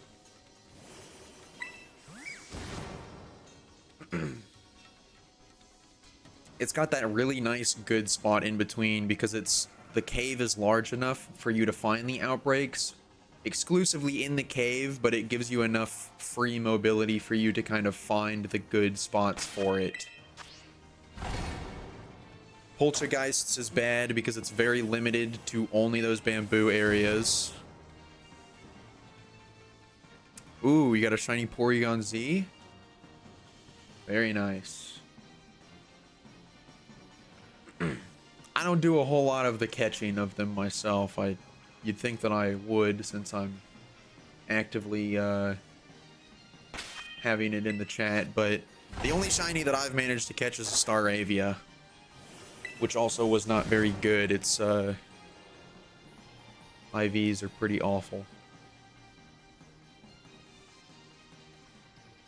But I think I pretty much just got that one, and then I stopped typing for the capture. But yeah, Poltergeist is too limited, and like Cutie Fly and Flabebe I think are too open. I wish I would have thought about this idea sooner, because then I could have done the event Flabebe as well, which would have made this a whole lot easier to do for that. But unfortunately, I came up with the idea after that had already happened.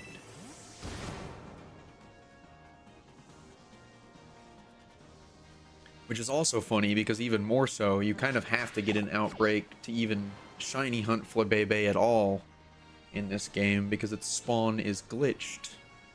I found that out the hard way.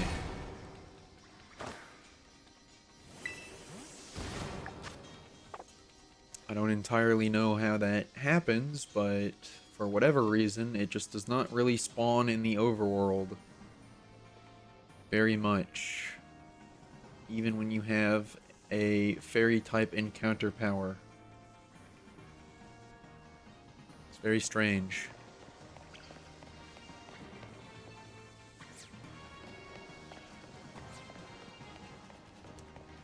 So the only way for you to realistically shiny hunt it easily is with an outbreak.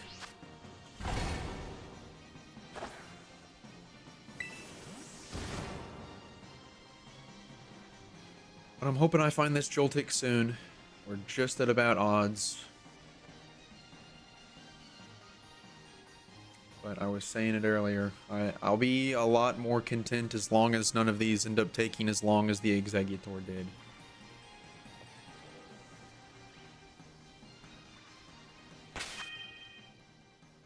Interesting fact about the game that you recently learned? Sure. Let me hear it. What you got?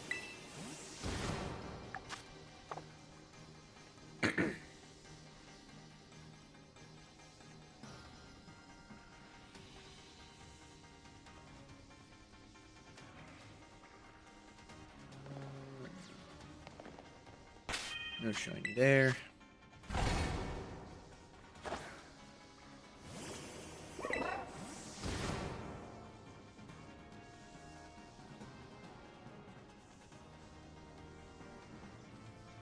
Man, I do not know what's going on with this shoulder right here, but it is not having it right now.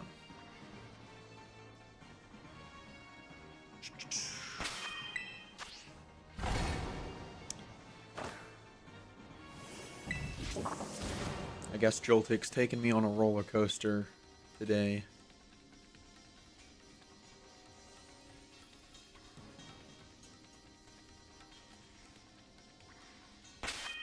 Combi is normally a timid Pokemon and will flee as it sees you, but if a group of Combi spawn with a Vespiquen, they are now aggressive and will attack you. Oh. You know, now that you mention it, I have kind of noticed that I've recently been working on shiny hunting all of the Vivillon forms every day. Well, every day, give or take, with a couple of gaps in between. Yeah,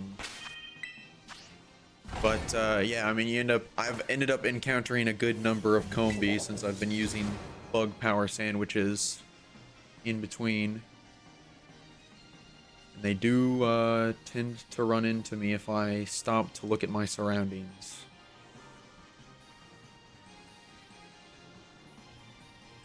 So I did not think about that, but you are correct. Makes sense. I like a lot of those fun little details they have.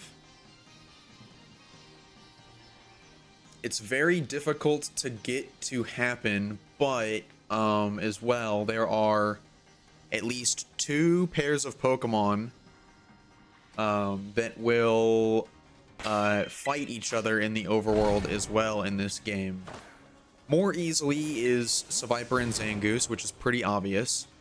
Those ones make the most sense, but the other one that is a lot harder to get to spawn together, I tried to do it for a little bit. It was very difficult to get the 2 of them to spawn, and then they also have to be close enough in proximity, and you cannot get close to them because then they turn their attention to you and then they don't do anything. So you have to like observe from a distance, but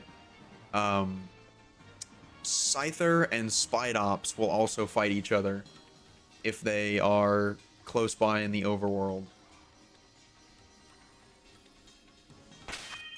Which is even more interesting because Spidops doesn't really have anything in its dex that says anything about Scyther, but Tarantula's dex entry does say that Scyther is its natural enemy.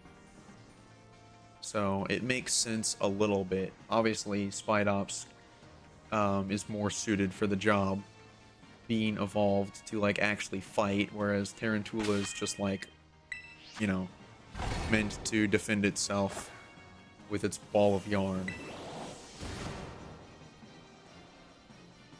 I'm not sure if there's any more Pokemon that do that. Those are the 2 groups that I know of. I wouldn't be surprised if there's others, but I do know of those 2 at least. And then even there are a few like fun idle animations for Pokemon. Like Elekid will do the thing where it spins its arms and you'll see a little lightning bolt go in between its 2 little sockets on its head. Stuff like that. Very fun little attentions to detail that a lot of people don't pay much attention to.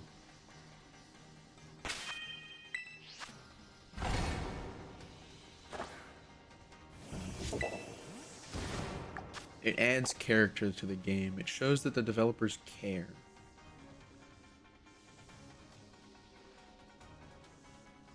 Despite what people on the internet believe.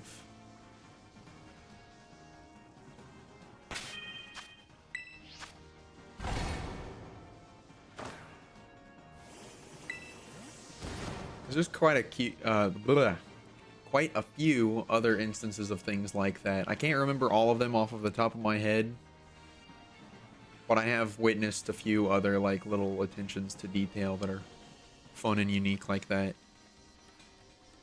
I'm trying to think, can I remember any more of them?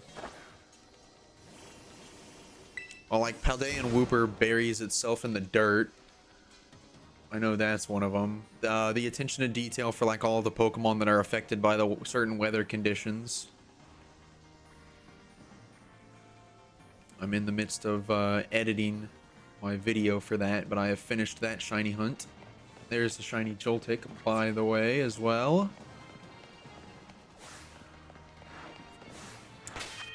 Well, she does not have an indicator for being teensy, so she is just barely above average, or below average size, I mean, probably. Not enough for her to get an indicator, though.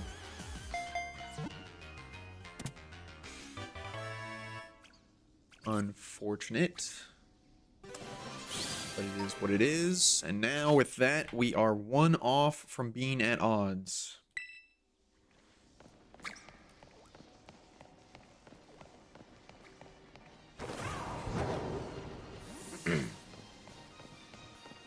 But yeah, there were actually a few Pokemon that I wasn't entirely expecting to be affected by the weather conditions. But you have your like more obvious ones: Drifloon, Drifblim, Jigglypuff, Skiploom, Hoppip. Yeah, all those guys get blown away in a thunderstorm. Bramblin and Bramblegast as well. Also makes sense. Tumbleweeds. They don't get blown away quite as violently, but they do still blow away in the wind. But then you also have a few Pokemon that are affected by rain, which Bonsly and Sudowoodo are more obvious. But there's also Sandygast and Palisand that melt in the rain, which was fun to experience.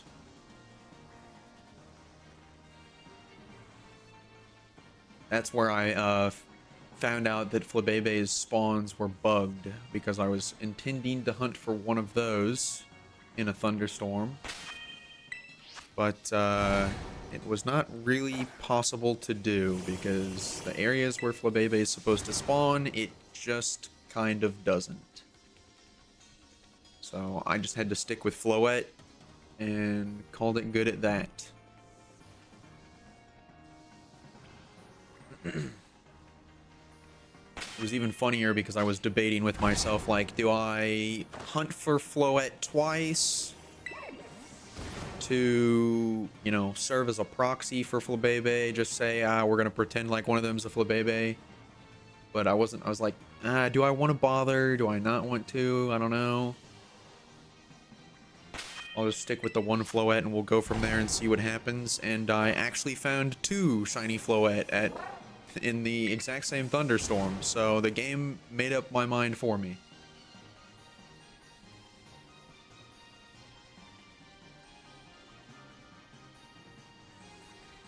So that was pretty funny. It was a fun little hunt. It was a little bit challenging. A lot of time just sitting in one spot and waiting. A lot of resetting the game in hopes of finding a thunderstorm. But it was definitely interesting, to say the least. It was a fun little hunt.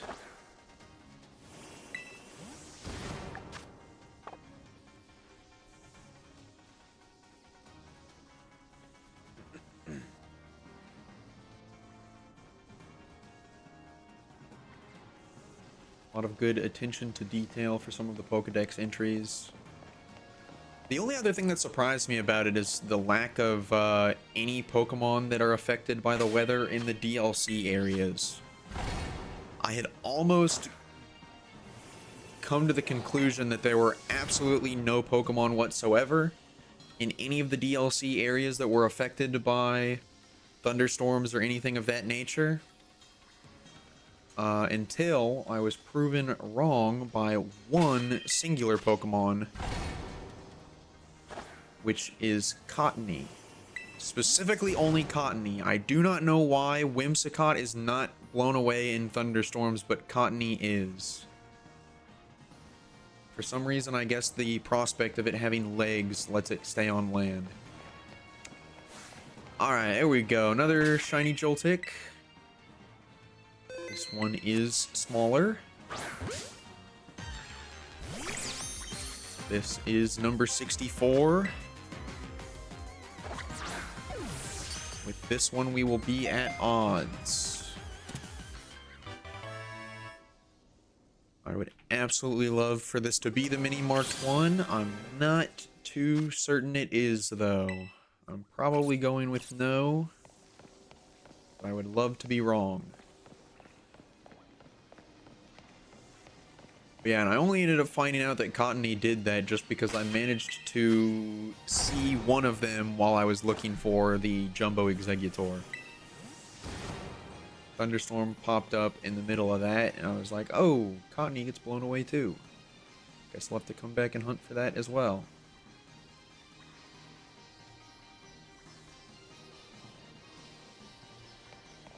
That is the only Pokemon that I found that was affected by the weather. It's also interesting because most of the deck's entries for Pokemon will like allude to that in their like little descriptions they have somewhere. Let's see, Hoppip's a good example.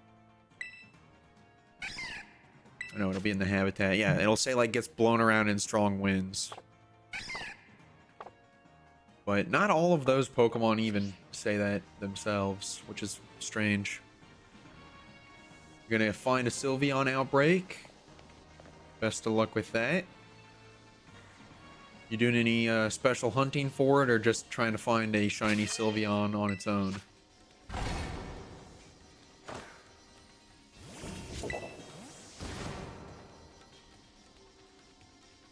Looking for a female. Alright.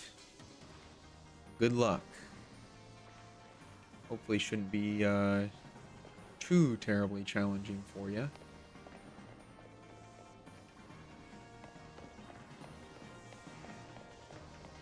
$18 males so far.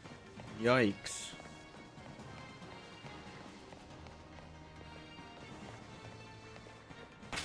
Well then I guess I stand corrected.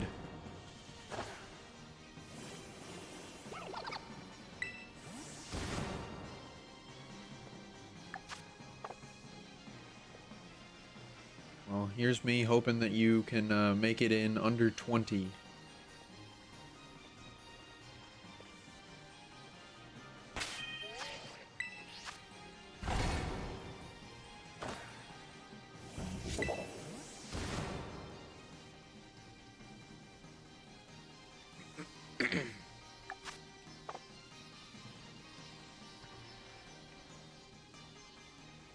Kind of weird. I wouldn't necessarily expect for it, but I guess they do that for certain Pokemon just regardless. And technically, I guess, as of now, Eevee is categorized as a starter, so having a smaller female gender ratio is just kind of the way that they go with that. So you just wouldn't necessarily expect for it to be at that rate, but it is what it is.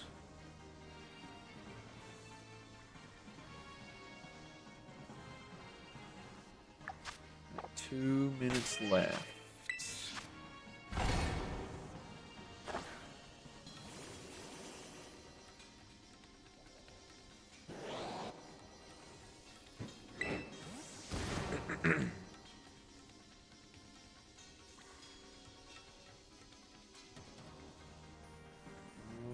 Alrighty then.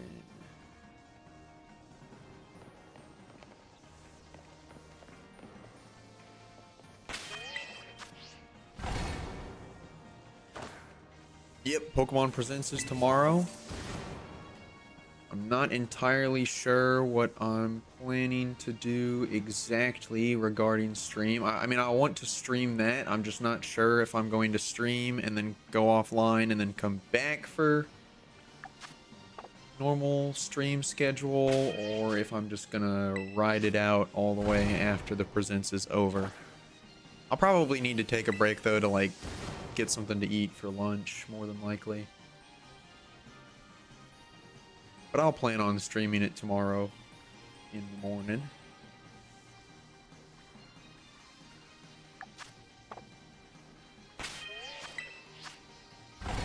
I'm certain they're going to be discussing a multitude of different things. Not exactly sure what to expect in regards to Legends ZA. I'm going for, at minimum, one of the two, either new forms of starter evolutions or a new Mega. Maybe both. Maybe the starters don't have regional forms and maybe they have Megas and then it'll be one of those. I don't know. Probably a little bit more gameplay, a little bit more analysis into the storyline of like the evil team. something along those lines, or the Twist Evil team. They're probably going to have a... I would imagine with the way that it looks like, it's going to be set up to be some behind the scenes, in the shadows, secretive thing. They might have a twist to it. So the more obvious or scapegoat team, they'll probably showcase some of that. And then I would imagine probably a Pocket TCG set, some more stuff on the whatever the Showdown, I think it is. The Showdown thing that they are working on. Maybe something for Unite. New Mega Evolution or Pokemon introduced there. Oh, that last one was close. I'm hoping my primary expectation or hope is that they will drop the, or at least announce like a release date for the GameCube games Colosseum and Gale of Darkness on Nintendo Online.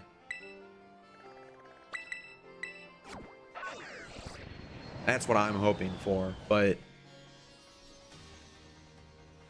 who knows? Probably some other Pokemon Go event or something roadmap for the future for that.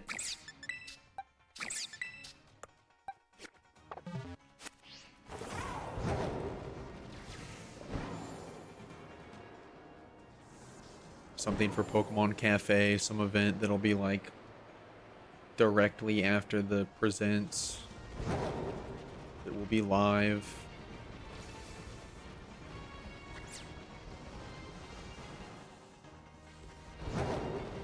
But I'm very excited for it regardless.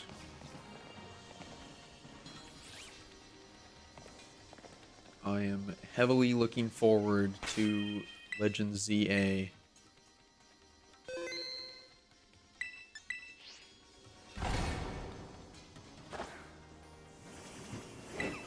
Alright, well it looks like Joltik is going to be over odds. I'm not entirely surprised. Majority of them are probably going to end up being so.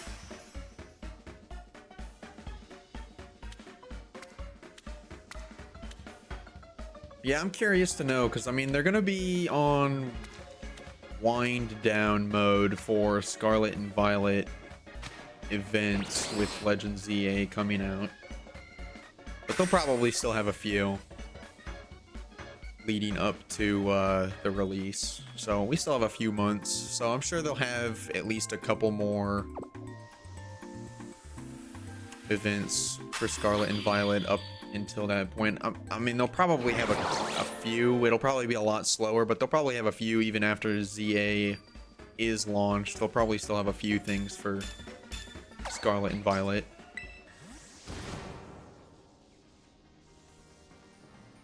Oh, we have a shiny right off rip again. Let's go.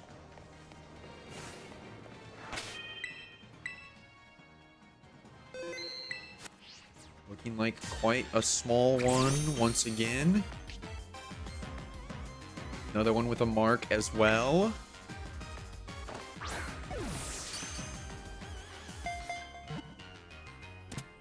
First one over odds.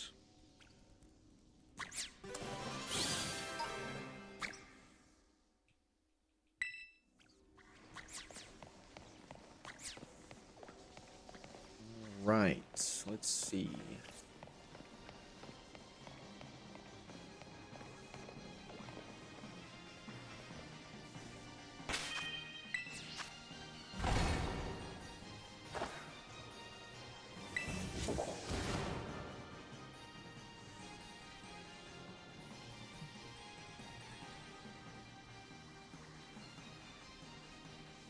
I'm hopeful that they'll announce more stuff than I'm anticipating tomorrow, but I'm trying to be more realistic in the sense of it's not going to be like a huge amount.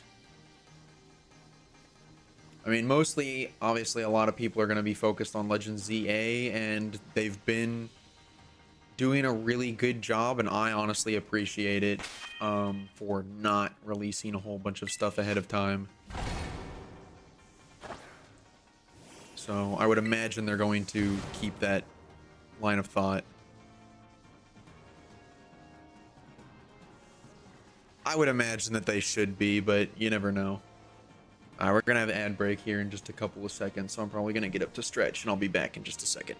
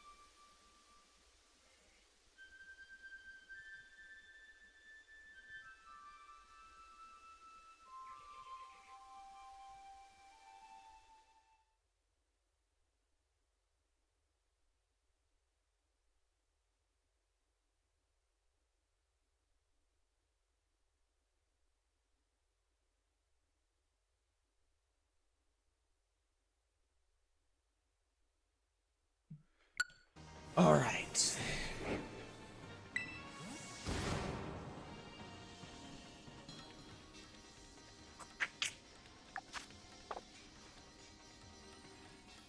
Back to it.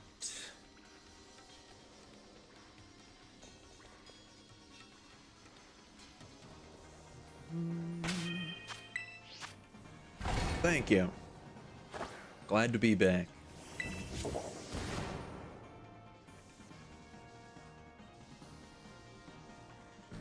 Ad breaks are a good time to get up and stretch, because I really need it.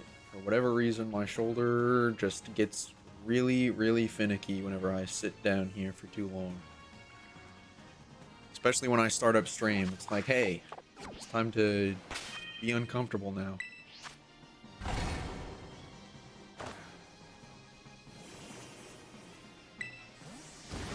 I might need to just take I'm going to try this out, actually. I'm just going to alternate between my Pro Controller and my Joy-Cons to let my arms rest on my armrests instead of being so close to each other. I'm going to try that out. See if I can get that to work. Or not. I guess my Joy-Cons don't want to connect remotely for some reason. I don't know why. It's very strange. I'll just go back to my Pro Controller for now.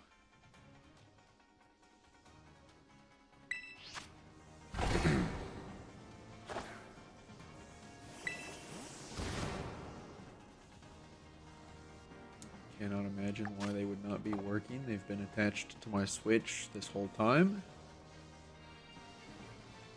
Let me see if I can just do this.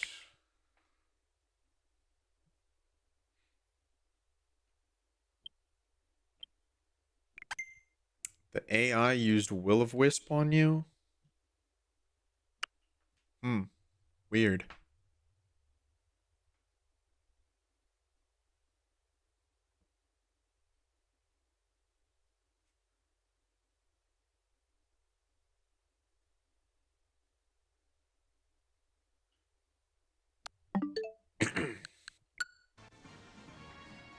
It's very strange.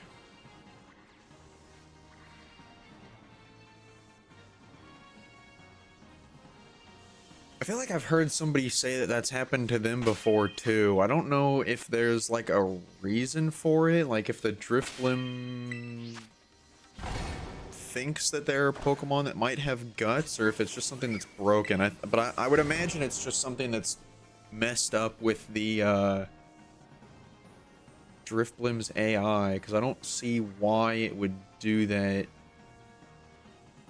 unless there were very specific circumstances where it's like beneficial, which essentially is just guts, or if the opposing Pokemon has other status conditions that are more annoying and you're like using a special attacker.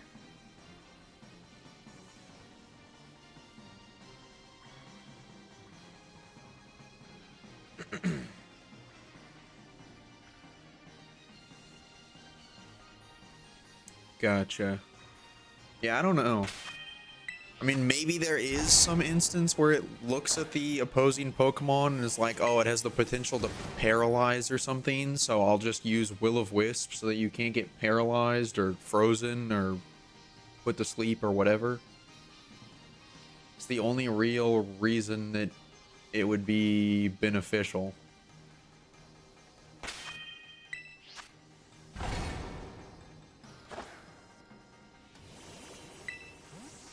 But I don't know. Might just be something that's messed up. There's no telling.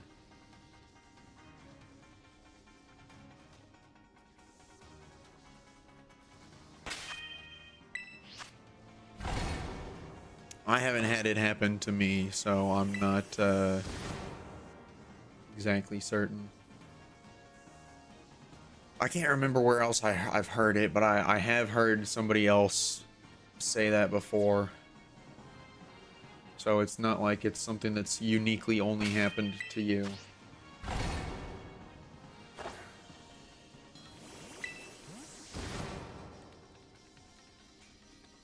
The only topic of conversation then is it doing it intentionally or not?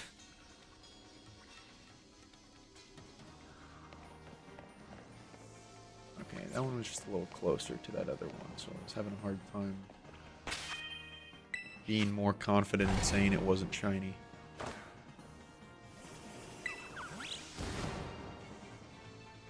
But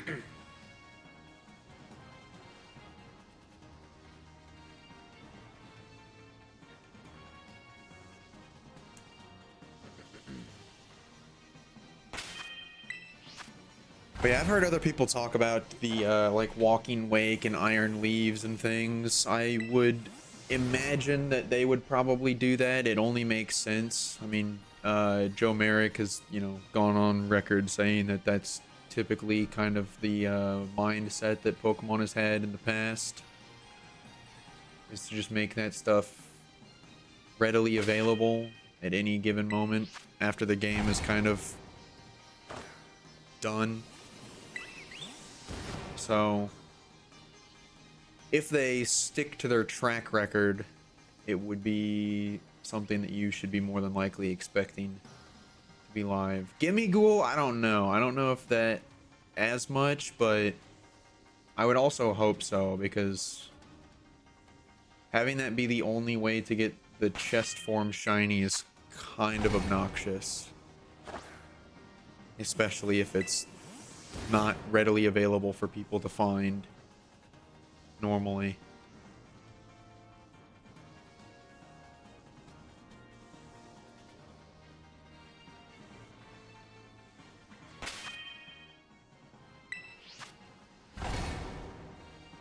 It is very weird to think about that aspect of stuff too, that currently right now we have a good number of Pokemon that are pretty much like essentially shiny locked by FOMO if you are not participating in Pokemon Go, which I don't think is anything that anybody would have ever previously thought about before. Is like, oh, I'm getting shiny locked out of this Pokemon by not playing a mobile game.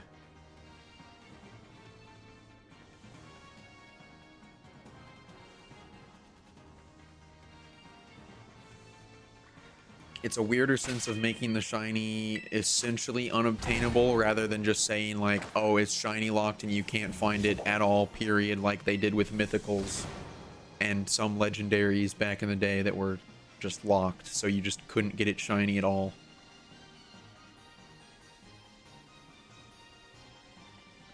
Yeah, that's true. Yeah, completing the decks. Yeah, so by that token, I would imagine that those two at least would be readily available.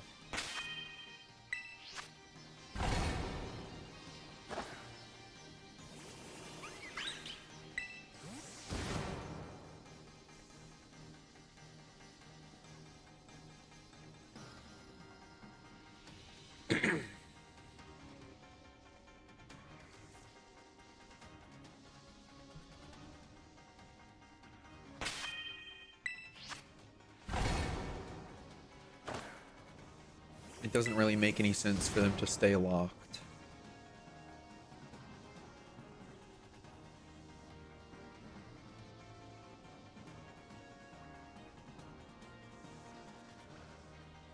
Yeah, that's very curious too. I don't really understand what the point was unless they just wanted to make a red herring. I genuinely don't.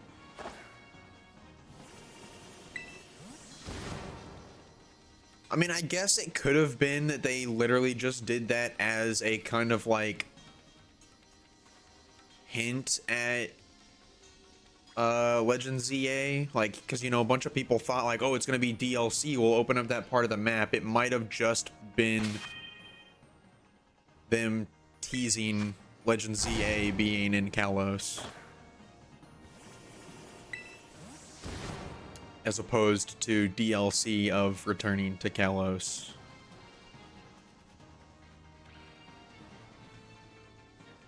I would probably go with that's more than likely what the point was. But who knows? Maybe there's something crazy. Maybe the two games connect to each other, and maybe if you get Legend ZA, maybe then that part of the map becomes available in Scarlet and Violet. I don't know. Maybe it's some massive addition.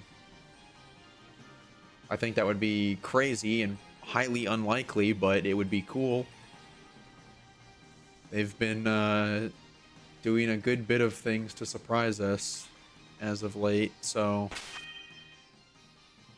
I guess it's not entirely off the table.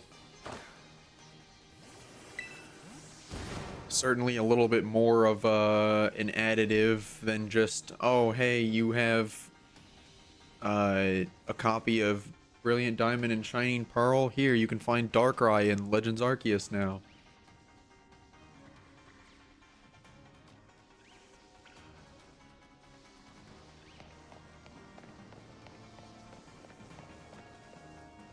I mean, yeah, that's true, but if that was the case, I still don't really think there would be any point of them highlighting out the map. You just go back in and just make it where it's inaccessible, and then you just make the map look the same that it does everywhere else, where there's nothing.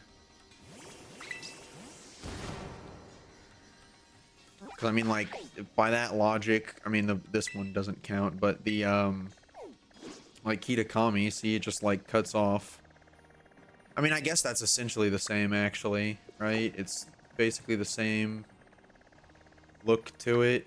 Yeah, it's just got the like gradient, and this is to show that the rest of it's all water that you can explore. This is just the one landmass that it's connected to, so arguably by that point it is also just possibly people reading too much into things, because it's the same here. You have that etched out gradient lines to indicate that you can't go any further. But I don't know.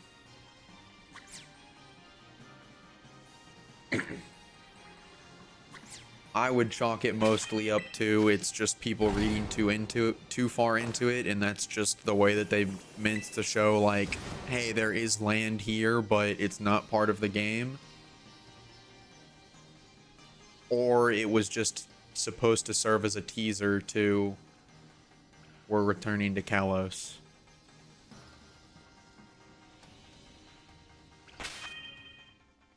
Because by the same token that they've been doing a lot of things to surprise us, the opposite end of that is the community has consistently been good at reading too far into things and making theories to things that just aren't real.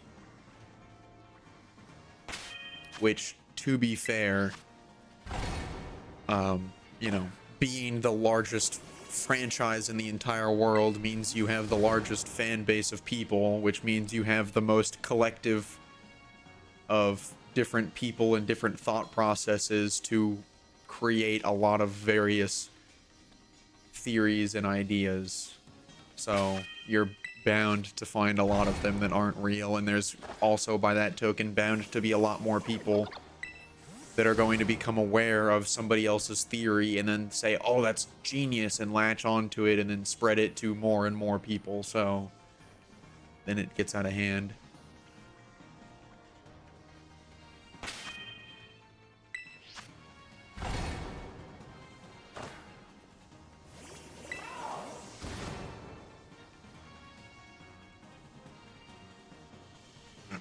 But unless they make any direct statements about it, we'll never really know until, you know, we get 4 years into the future and nothing came of it, and then we're like, oh yeah, remember that time that we thought that that part of the map meant something?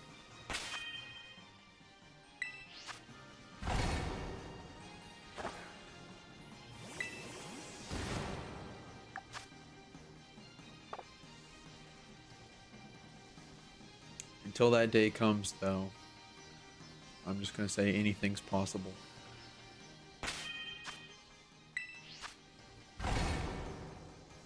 Got your Sylveon outbreak. All right. And you just gotta find that shiny. Female, of course.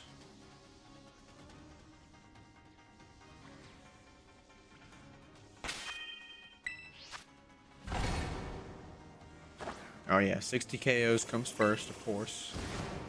Don't want to get ahead of ourselves.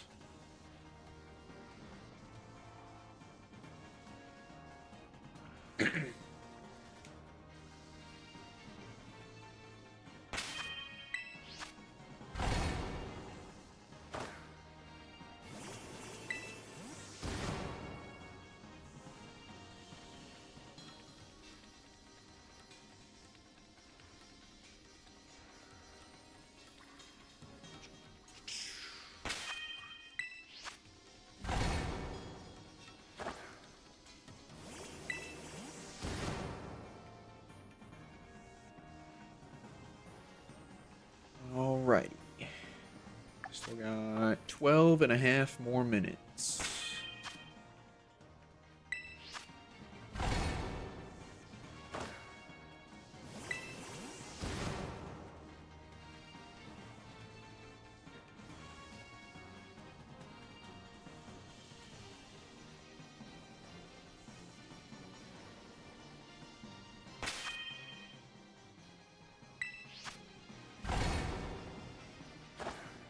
Let's see.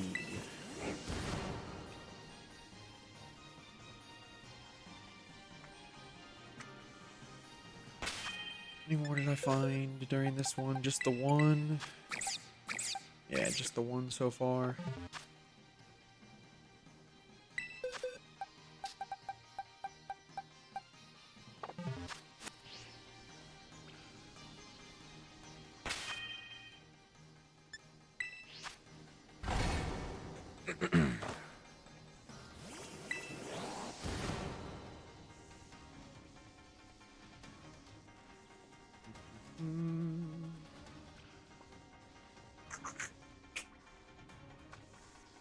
Curious to see what the shiny hunting's gonna look like in Legend ZA as well.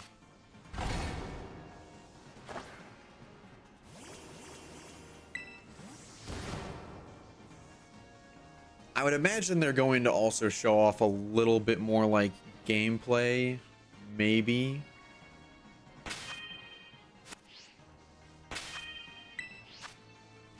show off the mechanics a little bit more in depth, because they kind of, I mean, they showed them, but not like a whole lot in the span of the trailer.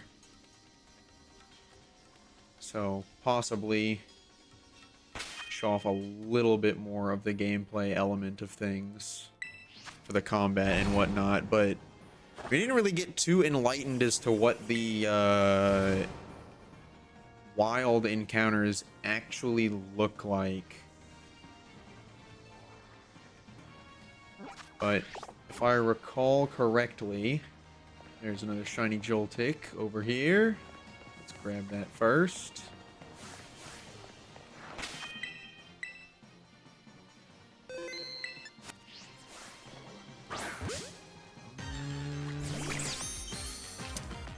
Hard to tell when zoomed in, but I'm not super certain that this one is a contender either.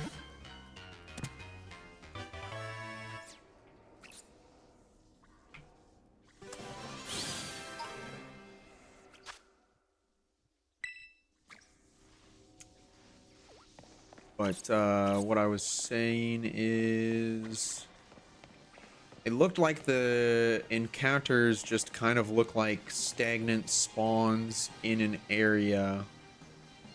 Almost like you kind of walk into a zone and the spawns are all gonna appear, kind of like how whenever you do an outbreak here. But not entirely sure. Wasn't really shown off too terribly much. But in line with that, it'll be interesting to see how shiny hunting works. Gonna be able to do the same kind of like despawn, respawn mechanics like we are currently? Are there going to be outbreaks? Things along those lines? Are we gonna go back to like KO chaining? The same Pokemon makes it spawn more frequently? Or you just KO a certain amount and then that Pokemon becomes more likely to be shiny, like in Sword and Shield, but maybe without the brilliant aura weird nonsense that ended up making it not really that great of a shiny hunting method and confused people for 3 years. Probably still even a lot of people that are confused about how it works today. Or just still thinking of it wrong at the least.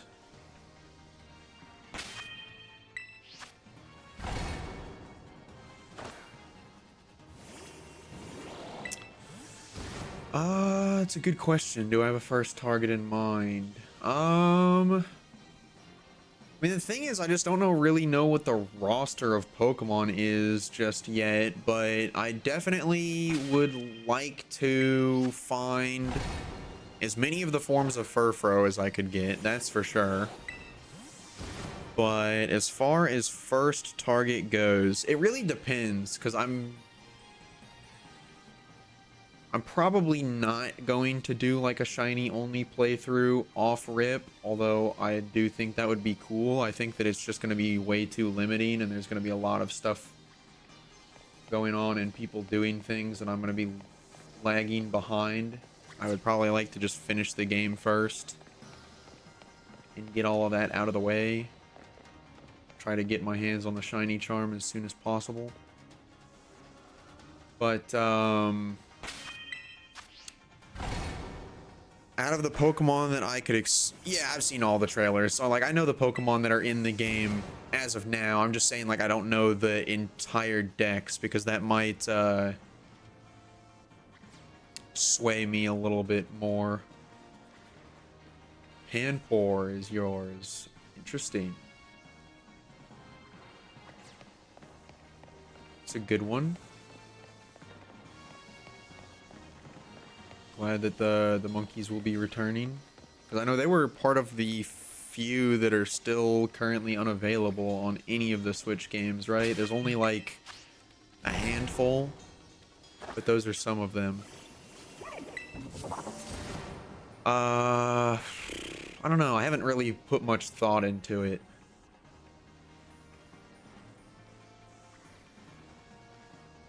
I'm trying to think of Pokemon that I don't already have shiny.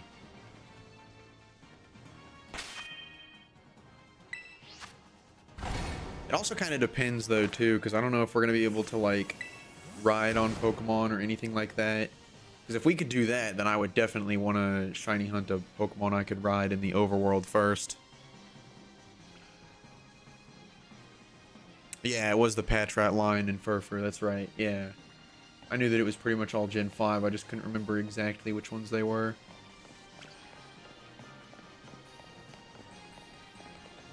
A very weird, small selection.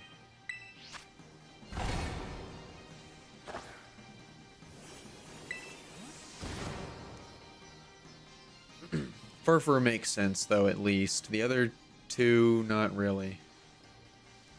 As much. Well, I mean, I guess with Simisear being the universally most hated Pokemon, I guess that's partially a reason for them being excluded.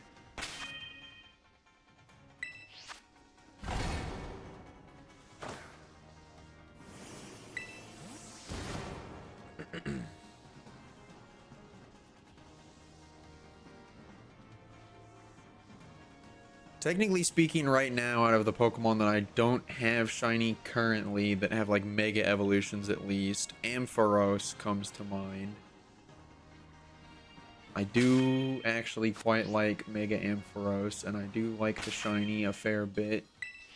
But I could end up finding another shiny Flaaffy or Mareep in this game to get that, so that might not be as high on my list.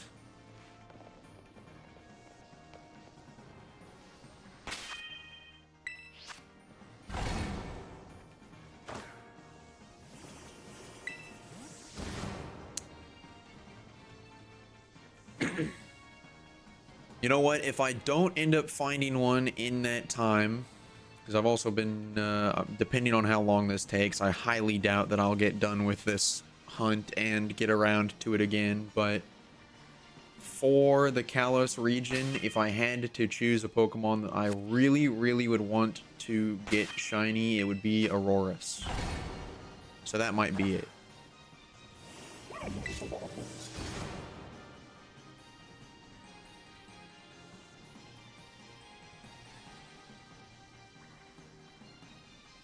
Every time that I see that Pokemon pop up when I'm doing Dynamax adventures, I always try to go for it. Even if it might not be beneficial for the legendary I'm also aiming for.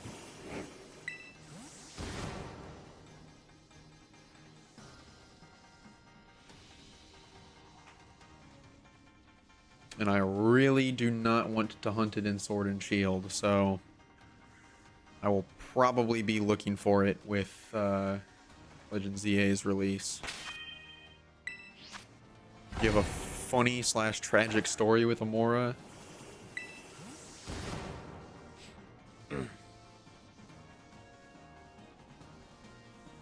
Those are always interesting ones, yes. I have some funny, tragic stories as well. Not with Amora specifically, but with some various things.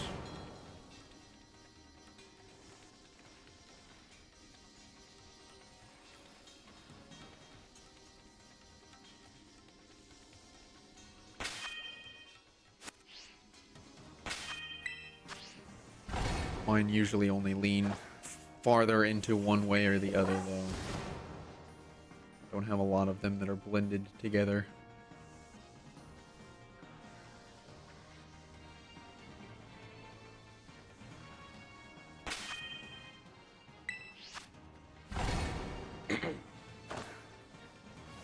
Is it actually like funny though, or is it one of those like, oh, my game reset or lost my copy or something along those lines?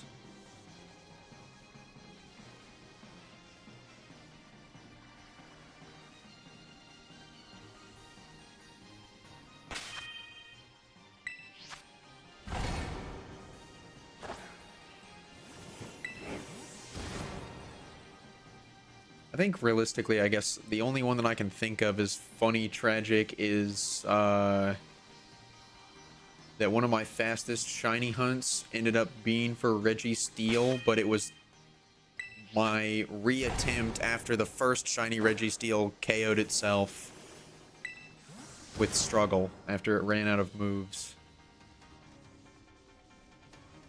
Finished the DA and got shiny Zygarde, went into a wild battle with an Amora because you wanted to see Zygarde's shiny, and the Amora used Hyper Beam.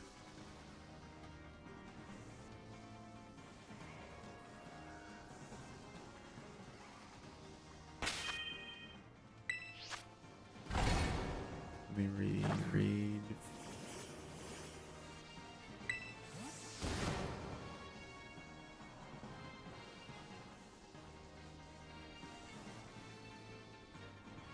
Oh, so it like just completely obliterated it and you couldn't get to see the form change? Yeah. Glaciate, so it just completely annihilated you because it's 4 times effective.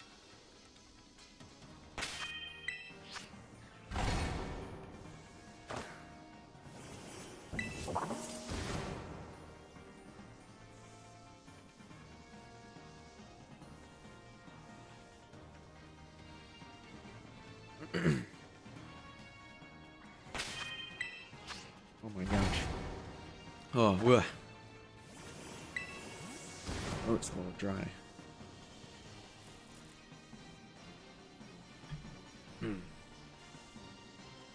Yeah, I gotcha. I was expecting it to be some kind of like shiny fail story, so that's my misinterpretation. I was looking to see if I missed something. But yeah, I get you. That is funny. Congrats on the shiny Zygarde, though. I still need to do that hunt. It's gonna be a doozy, I'm sure. It's on the bucket list. Still got a lot of legendaries to find through DAs.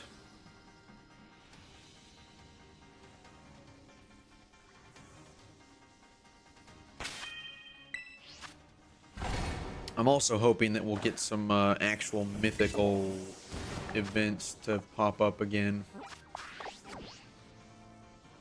Not entirely sure how long I've been out of my sandwich here, but I didn't find any other shinies, so I guess it doesn't matter.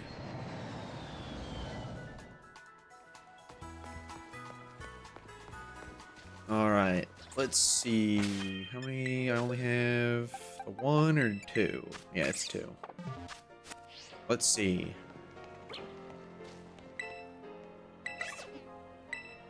What do we got?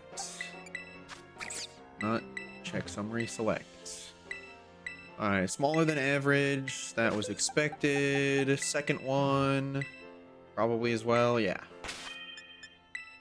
That's what I figured. Uncommon mark. Nothing too special.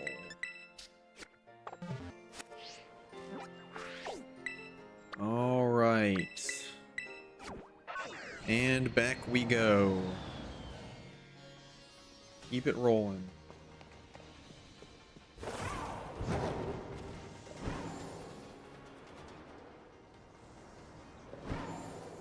My muscle memory is returning to me. I've booted up the game to get the outbreak set up before stream, and I kept... Okay, can I jump off of the wall, though, please? That would be awesome. I have no idea what was going on there. 60 KOs, sandwich time. All right. Fingers crossed. Wishing you luck. Yeah, I was struggling earlier this morning to recalibrate my brain back to my muscle memory. I was clicking A to try and jump because I've been playing Donkey Kong the last couple of days.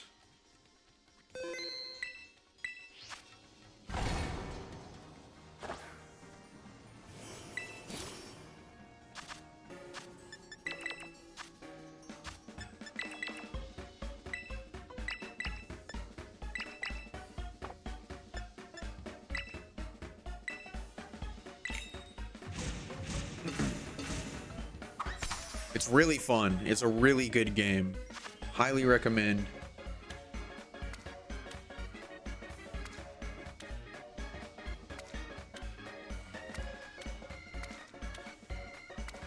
I have been enjoying it thoroughly. I just officially beat the game last night, but there's plenty of post-game as well, so I have not really started on that.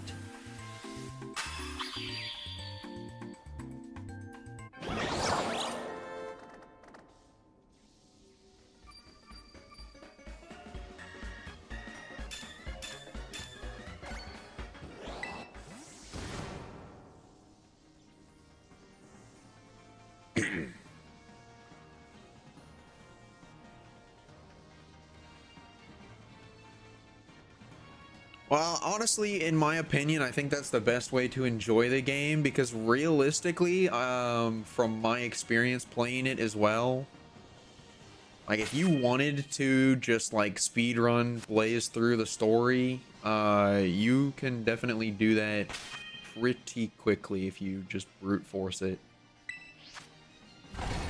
So it's meant to be more exploratory and terrain destruction. Like that's where a lot of the fun stems from, but it's very enjoyable.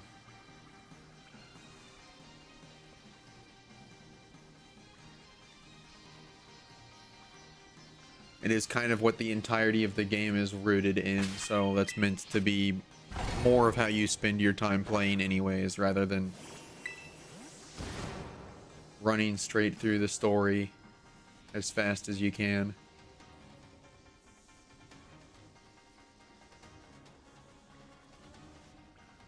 Hey RJ, how's it going? Been a while.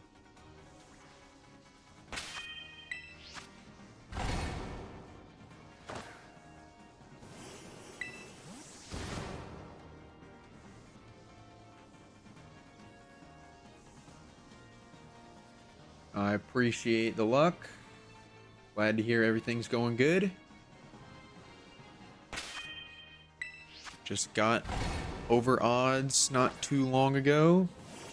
We're hoping we can keep that to a low volume and not make it back towards the double over odds like some of the previous ones went. Hopefully, fingers crossed, but if any of these targets are going to go over odds, I guess Joltik is probably the best one to do so on.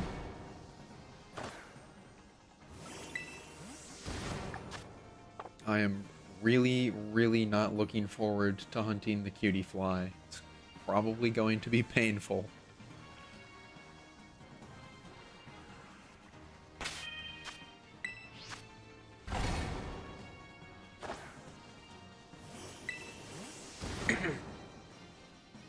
I've been shiny hunting Vivillon recently, and I even used some of my remaining sandwich after one of them because I had a cutie fly outbreak. I was like, oh, you know, I'll go just give it a test run, see how it feels to look for the cutie fly.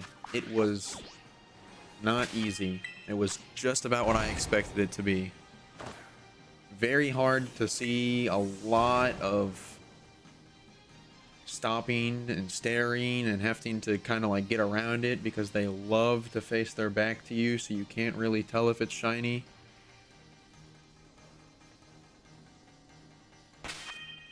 So that one is not going to be fun for sure. But I'm gonna have to do it nevertheless. So hopefully that one will go fast. It won't take too many shinies, I hope.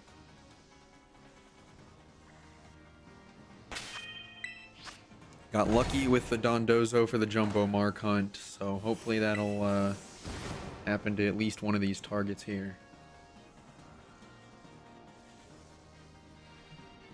I am technically hunting for twice as many Pokemon with the mark in this game, so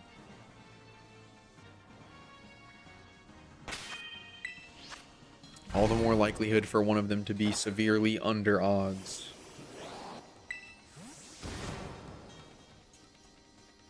Although I'm not holding my breath for that.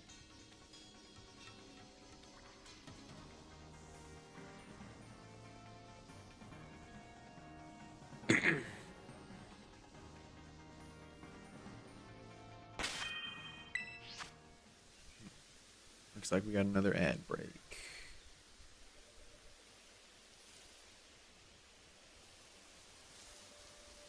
Let me see what's going on here.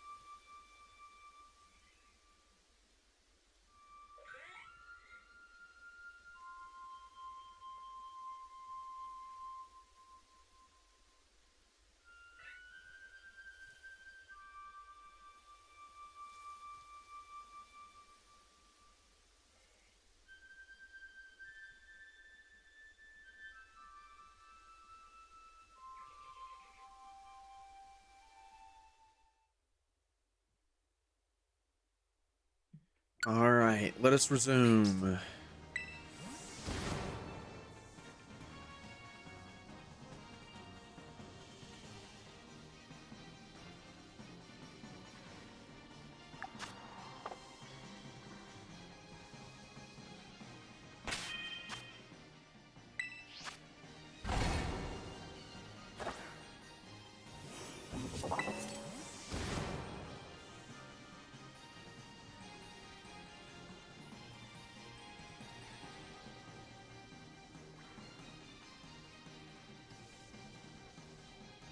Chespin sneaking his way in there over in the corner.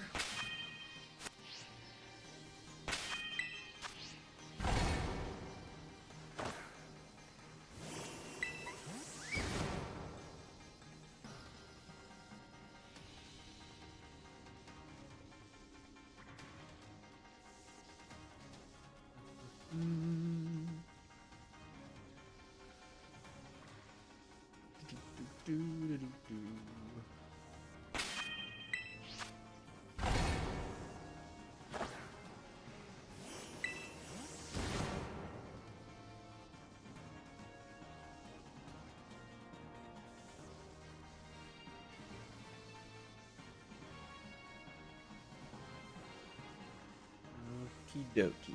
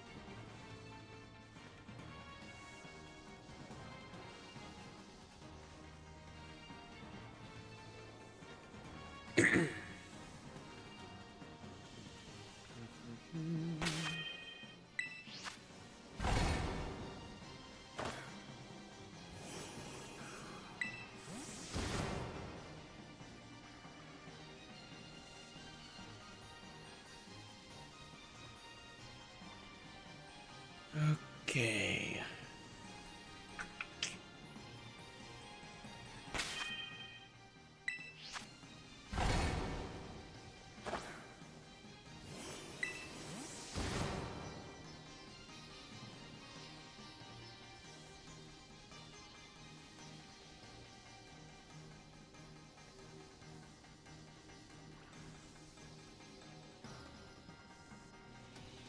A lot of them clustered up on the left-hand side there, but still no luck.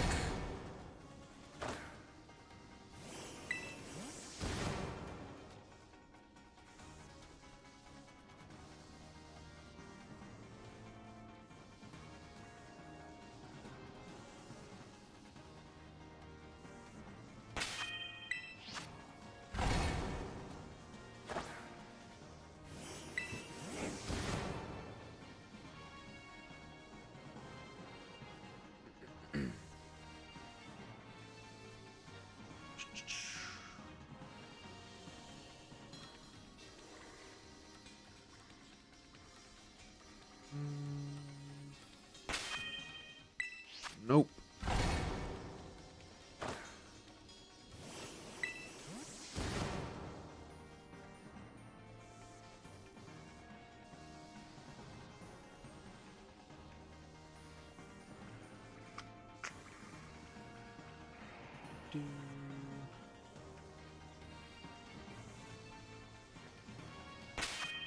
Nope, still nothing.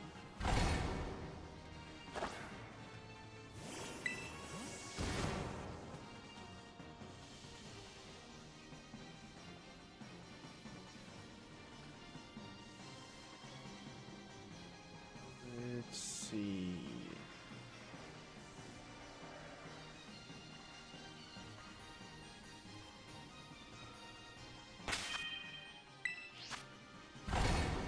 Nope.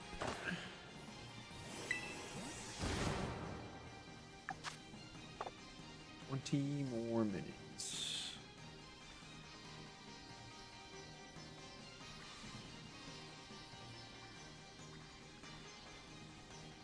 Trying to aim for more than one shiny in this sandwich if we can make that happen. I need to get a little bit more quicker. I need to get back to the speed of checking.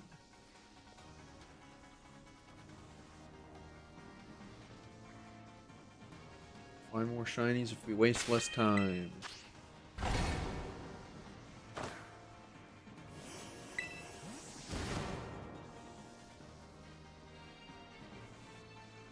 Just check them and go.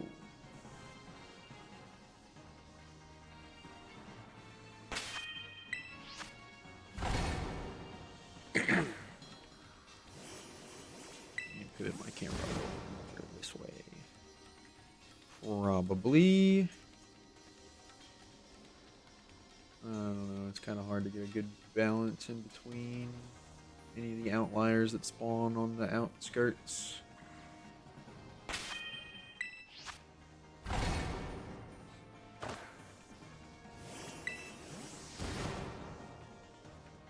Definitely a testing hunt, though. Not something that a lot of people would probably be very keen on doing.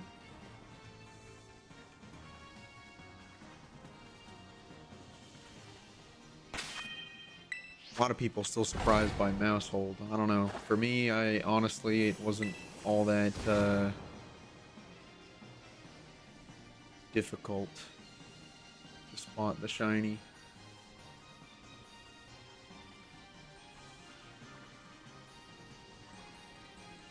Which, I guess now that I think about it again, those two hunts were also under odds for both Mousehold and the Dunsparce. The Dunsparce was also severely over odds, so I don't know, maybe the Executor was adding in my luck of those two and the Dondozo all combined.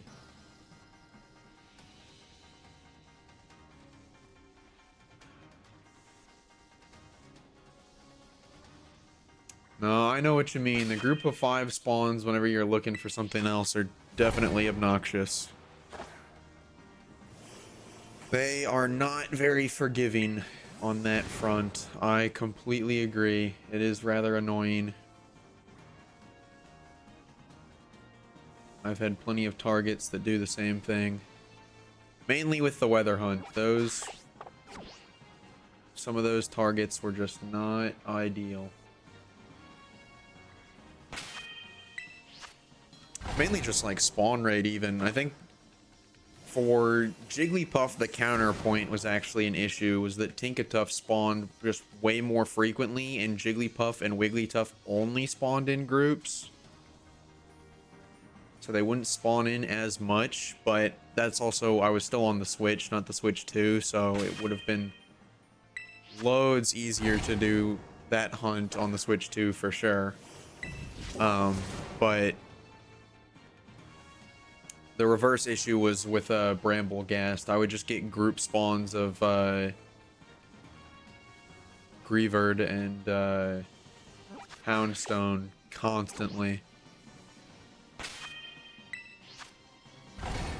I eventually got a little bit wiser to finding a good spot where there weren't a lot of group spawns and then just standing still and letting the bramble ghast eventually despawn themselves by blowing away. And then because they would despawn like incrementally one at a time, then it would be beneficial. But obviously that doesn't really apply to your current circumstance. But I totally understand. It's the same thing though. You're mostly fighting the spawn rates. It's just because Sylveon is not designed to spawn in as frequently. So it's gonna be a little conflicting. Outside of your outbreak area. But even then, yeah, it limits the amount of spawns that you get. You get a bunch of those group spawns popping in outside of the perimeter of your outbreak, and then you're just kind of like, okay, man, isn't this supposed to be an outbreak? Where's the outbreak Pokemon?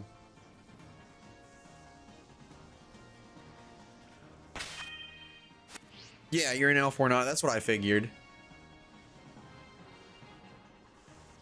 Does Sylveon spawn in the overworld anywhere else? I thought that was the only spot where it was.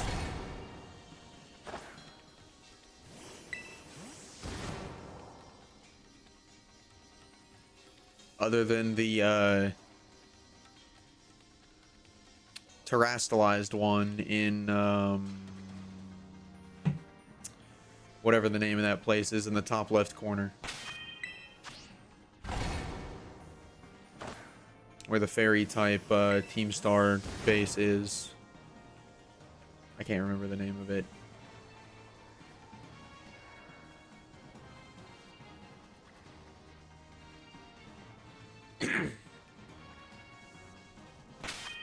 I've kind of been thinking that along those lines with the Switch 2 Edition 2, where I'm like, I feel like under some circumstances, outbreaks actually are kind of arguably worse in the Switch 2. They can also spawn in... Oh, okay. I did not know that. But again, it's not a super common spawn, and I haven't, like, hunted for it directly, so...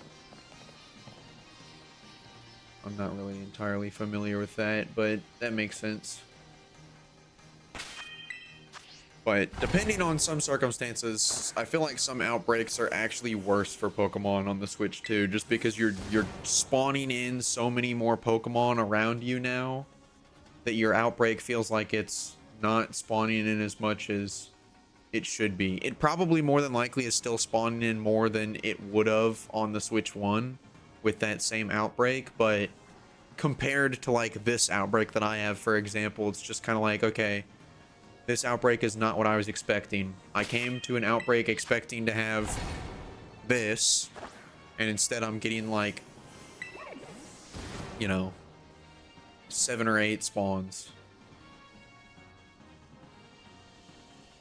It doesn't make it feel very much like an upgrade from the Switch 1 whenever it's like, okay, I would have been getting like maybe 5 or 6. Now I'm getting 7 or 8. Yeah, that's pretty much what I'm alluding to. The spawn radius is so much bigger that it's spawning a bunch of Pokemon outside of your outbreak. And even though it's expanded to where you can have... I'm fairly certain the cap is 35. That's the most that I've ever counted before. But you can have 35 Pokemon on screen now instead of 15. But there's still a cap to it, is what I'm essentially alluding to. There's still a limit on how many Pokemon can be spawned in at once, and you're spawning in so many of them outside of my outbreak that my outbreak itself still does not really feel like it's that much more impactful. You're still getting more spawns than you would have gotten with your outbreak on the Switch 1, but it just doesn't feel like it because you're like, I'm in the middle of an outbreak and I'm looking around and I'm counting more Pokemon that are non-outbreak than are outbreak. So what gives? You would like to go to an outbreak and expect what I'm looking at with this Joltik.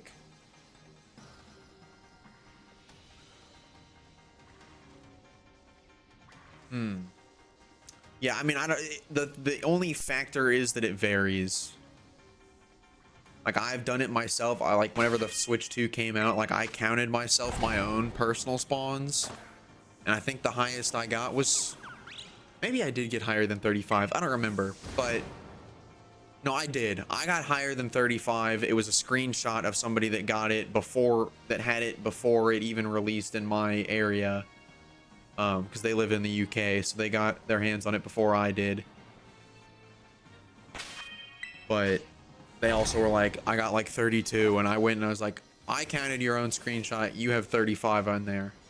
But yeah, I've counted more, but counting is probably not worth your time, really, now, because you're sitting there and counting 38 spawns on your screen instead of just resetting your outbreak to get another, you know, 38 spawns or whatever.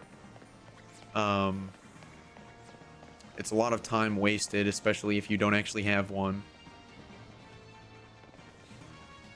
Oh, shiny Fido phase. Well, congrats on the shiny. Not the one that you wanted, but my philosophy is a shiny's a shiny. I don't know if you share the same one, but that's how I like to view it. At least it's something. At least you're not spending 30 minutes with no shinies at all.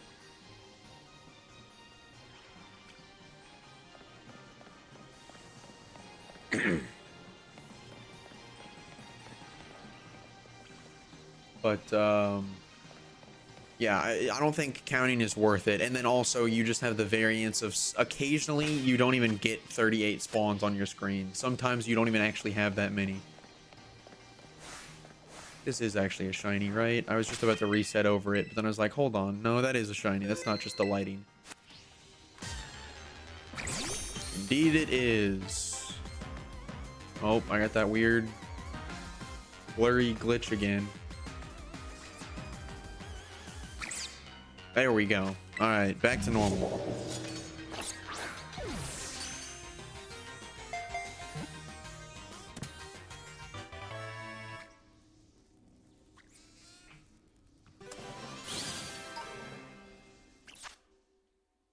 Yeah, all that to say, the Switch 2 is better in every capacity for shiny hunting. No ifs, ands, or buts. It's just that sometimes outbreaks make it feel like it's not as useful.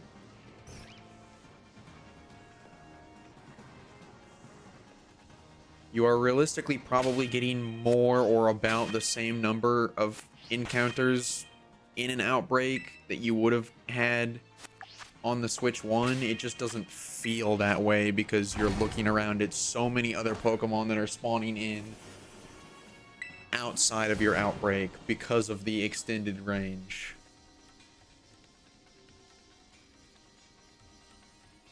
I've had the same issue. I'm like, what is the point of me even coming to this outbreak at all? Oh, another shiny. Only male. That's number 19. We'll keep it under 20. Or keep it at 20. Number 20.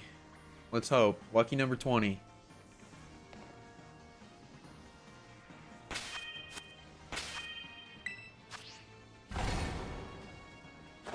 I'm right there with you. I'm already beyond that point. I know you're realistically already over odds as well, right? That's what it would be, about 1 in 8 to 1 in 9.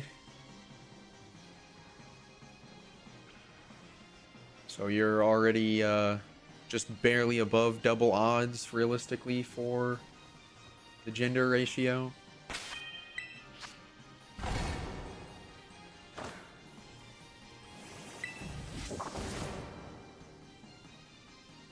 Give or take.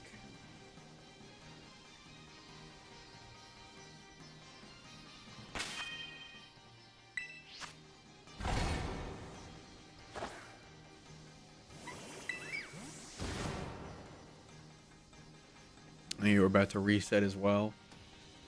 I mean, totally up to you. You make your own decisions. I've been doing that honestly as of late because I'm just like, I didn't have a lot of or Herba Mystica left outside of my salty and sour, which I'm saving for this entire hunt. You know, I'm trying to find 6 teensy marked shinies. I'm gonna need a lot of those. So when I was on to my down to my last little extra additional ingredients, I was just like, I'm just gonna reset, man. I didn't find a shiny Vivillon. I got like a shiny Combi, a shiny, or a couple, maybe even some other random shiny in the mix. I'm just gonna reset. I really do not care to keep a whole bunch of those. Oh, resetting the spawns. Yeah, I get you. Either or, whatever works. It's a good thing that you caught it then.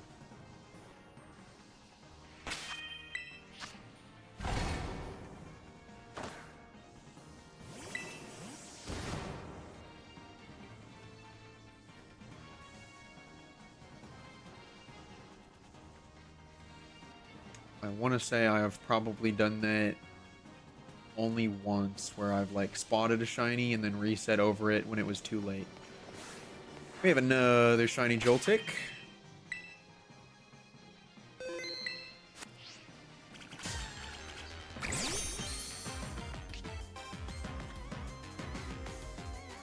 Let's go.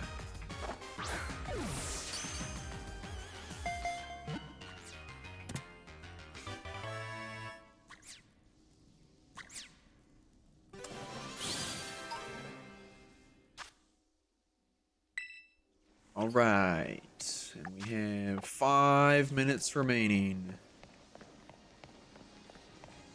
Another shiny Sylveon male. Dang, you just kind of got the triple back to back to back. It was only what, like 3 minutes in between? Well, maybe the Fido fit. Maybe about 5 minutes for the Fido, give or take, but still not too bad.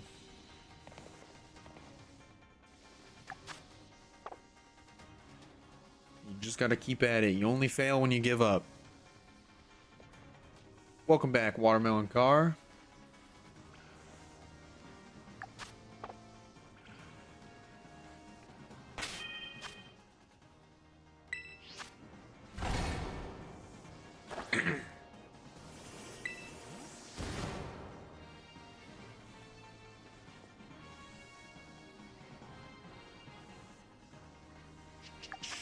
We got 4 minutes left.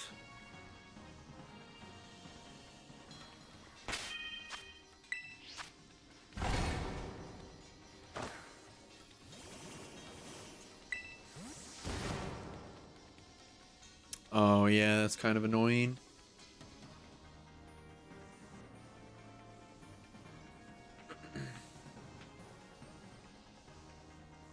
Yeah, the only like upside I'm getting to with this hunt at least is that catching these Pokemon is a lot easier than the Jumbo Mark ones were. They're all unevolved rather than like evolved or just strong single stage Pokemon.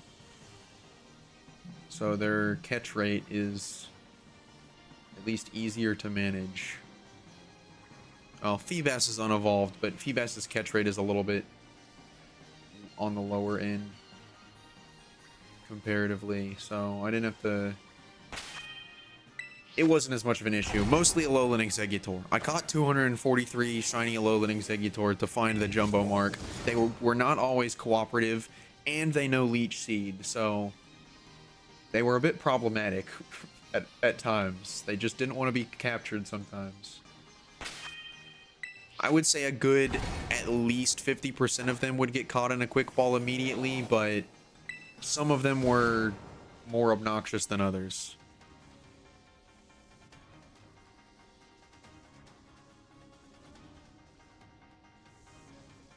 Went from the worst nature to the best. Well, you're bound to find him eventually, but yeah, the back-to-back is kind of funny.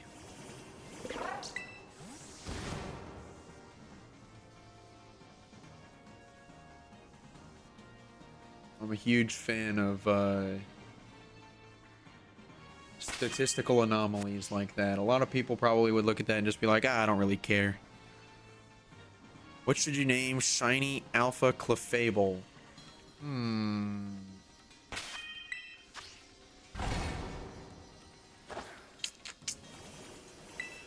I'd have to think. I'm really bad at coming up with nicknames that make any sense outside of my own head, really. But I can try and think of something. How about you, Derpy? You got any ideas for Shiny Alpha Clefable nickname?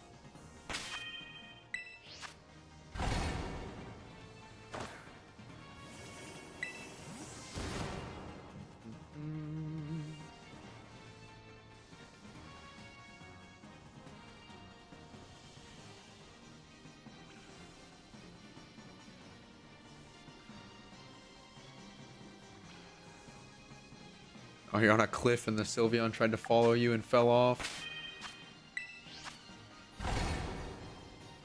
Man, it's funny how that happens sometimes. I haven't really seen any Pokemon like fall off of a cliff just yet.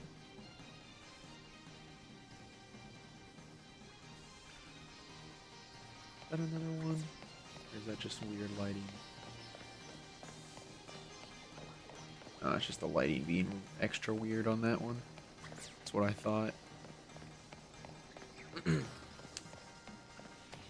now I have this one over here that's making me second guess. And it's also normal as well, of course. 21 male. Man, you are raking them in right now.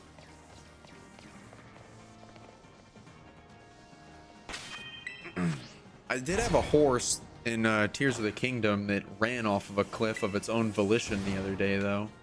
Or not the other day, like a couple weeks ago.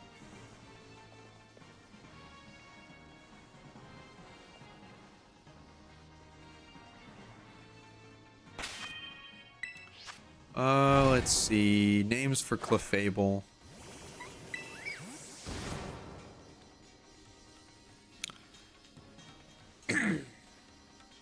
I would probably think something along the lines of something space related would be fun. Maybe like star or moon or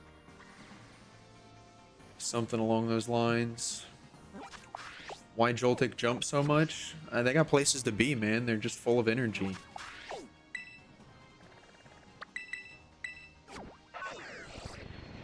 They bounce around.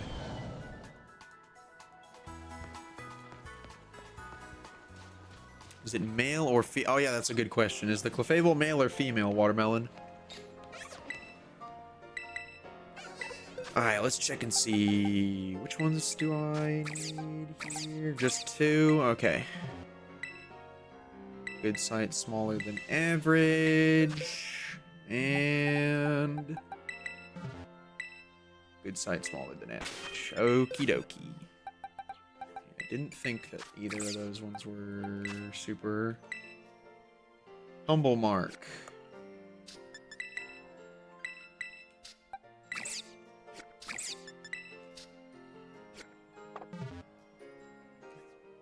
It's female. You have a male one, but already named the male one Clefton. Okay. So are you wanting it to be in a similar nature to Clefton, or are you wanting it to be unique in its own thing? Derpy says name it Starry.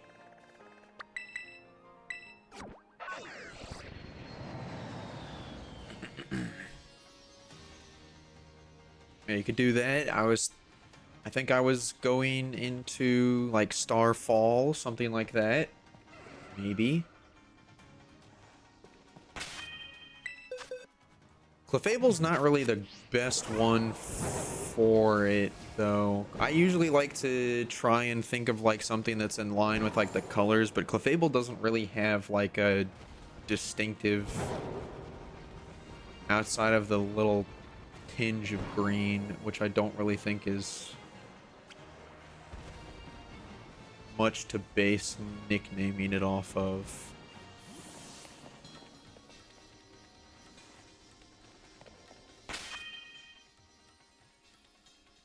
Just don't want its name to be something everyone's already done before. Understandable. I totally get it.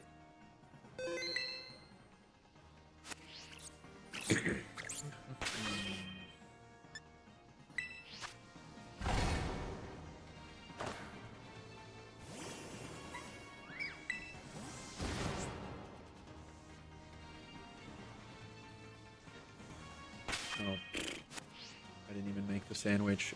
Duh. I'm not just doing picnic resets yet. I have to make the sandwich first.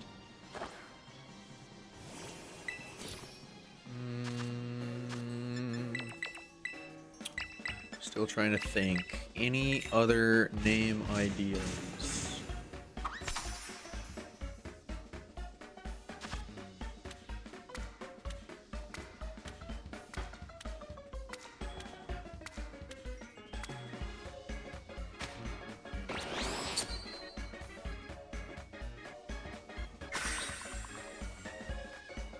Oh yeah, Bombardier's getting in the way too. Yeah, I feel ya. I was doing a lot of egg hatching to finish up the Gen 9 decks not too long ago, and every time that I got too close to one and my egg would hatch like right then and there, I would have to come out of the egg animation into getting into a battle with it. They're a little bit obnoxious.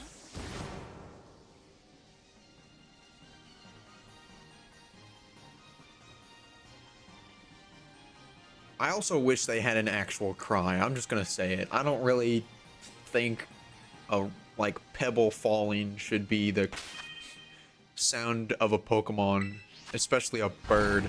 Doesn't make any sense. I don't like its cry. I think it's stupid.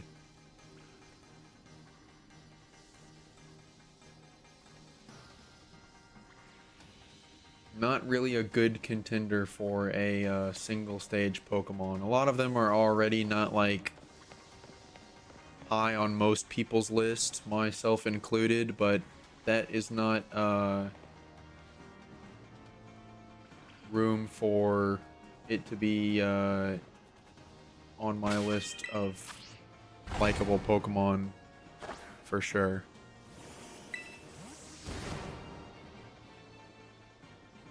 It's a bird with a bib that doesn't really make any noise. It's kind of stupid. I have a shiny jumbo male Sylveon. Very nice.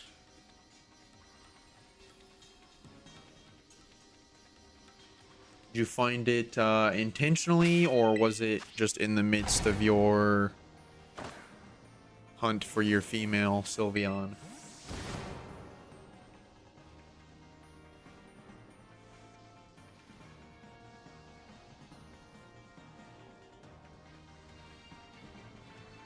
You used the jumbo sandwich.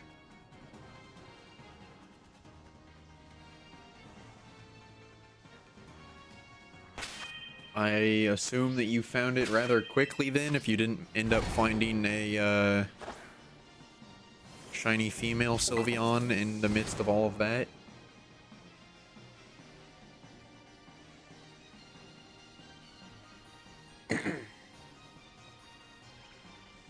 Yeah, because I was going to say, if you just found that randomly, then congratulations, because that is insanely improbable.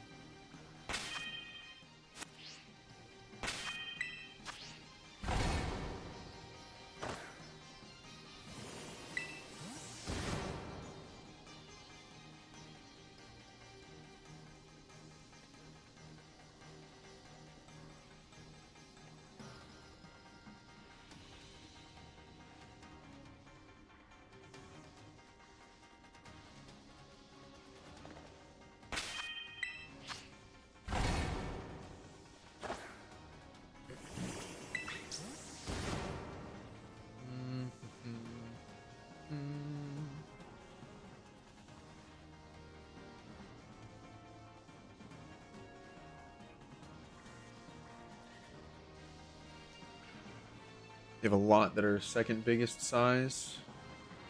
Wait, that's a shiny Joltik there. hard to spot you. Maybe that means that you're super duper small.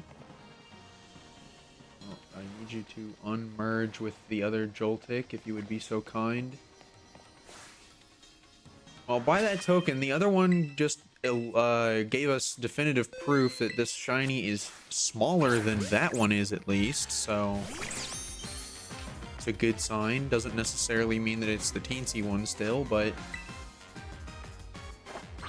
at least it's there.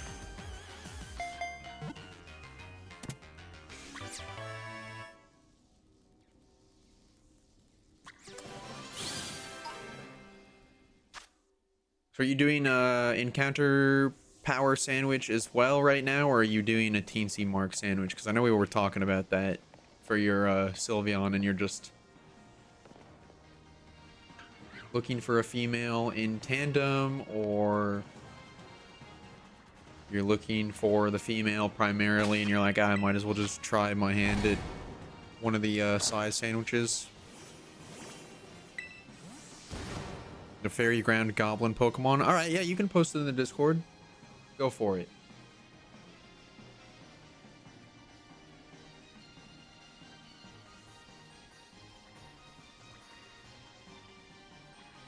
Maybe after stream's over, I can make a chat exclusively for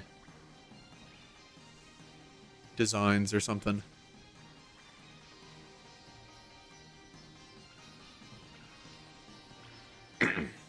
Yo, what's up, Jambon? How's it going?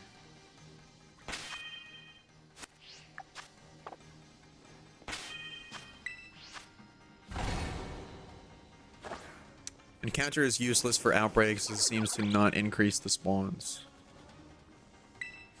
Well, encounter power sandwich, it depends. Again, I think because you're doing Sylveon, yeah, I don't really think there's as much of a point. I also don't really use encounter power sandwiches. If I'm doing an outbreak and I use a sandwich, it's pretty much just for this. If I just want the shiny, just one singular one, I'm more than likely I'm not going to use a sandwich at all, just to not waste the resources. But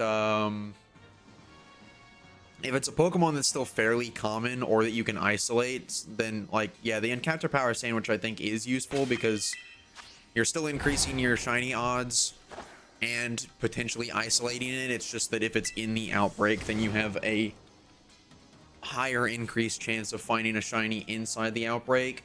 I've done that before, and sometimes I've found a shiny that's been out of the outbreak, so sometimes it just plays out that way. But yeah, I totally agree.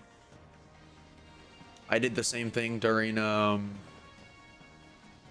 Citadel event outbreak. I was just like, whatever, I'll just throw on a couple of sandwiches for well, it was part of a like streaming event that a streamer hosted, so we were looking for specific natures or marks or stuff like that. So I was like, I'll throw on a sandwich. I just threw on a jumbo sandwich, and I managed to get a jumbo marked shiny Citadel, so it was worth it.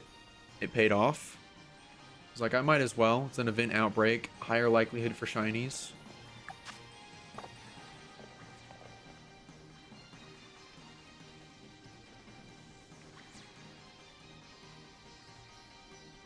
Second sandwich. All right. I don't even know what I'm at. Let's see. We're at 3.5 hours. So this is number 7.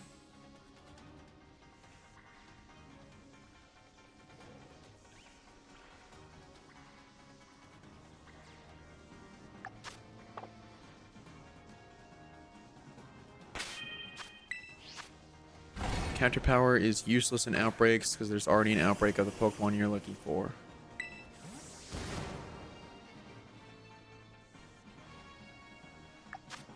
Yeah, agreed. I mean, I understand it. It is to a majority of the extent, yeah. Oh, we're running an ad break. Let's see. Just double checking. Don't think any of those were anything.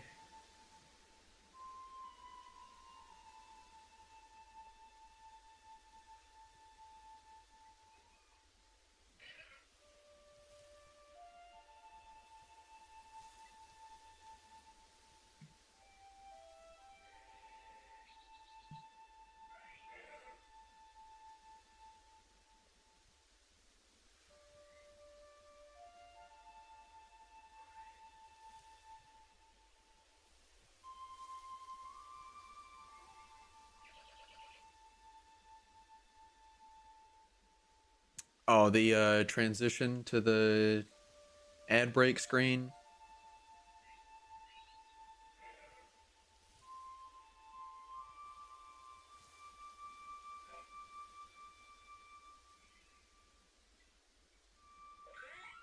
Yeah, I finally figured out how to get it to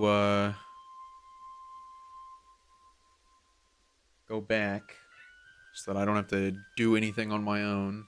Should do it here in a second. The only thing that I'm not certain of is if the ads are actually shorter than the ad break screen is up, or if I am not doing something right, because I'm pretty sure I have my ads set, but I don't know. It might be different for YouTube and Twitch. That might be the difference. Oh yeah, the wishy-washy. Yeah, it's one of our emotes we got. You're subbed, right? You should have access to it.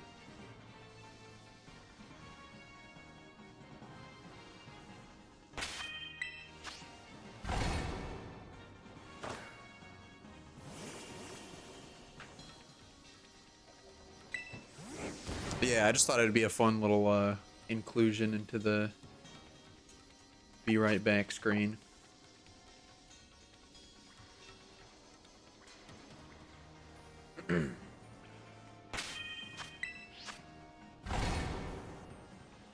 Yeah, I'm not sure if the I mean, Watermelon, if you're still here, if you can let me know, did the ad break?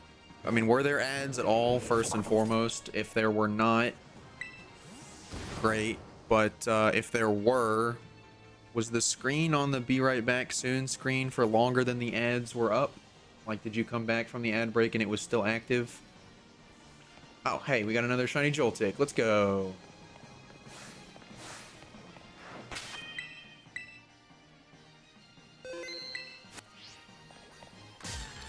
It started on I picked Fuecoco for this game.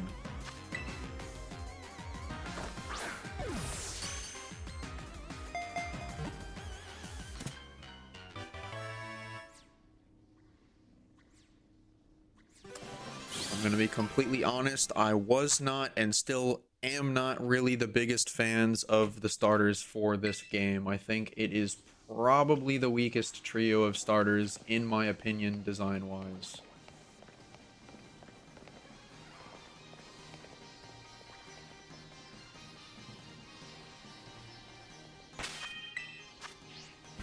You're the same, Jambon. Yeah, I just... nothing against anybody if they like the starters in this game. I just feel like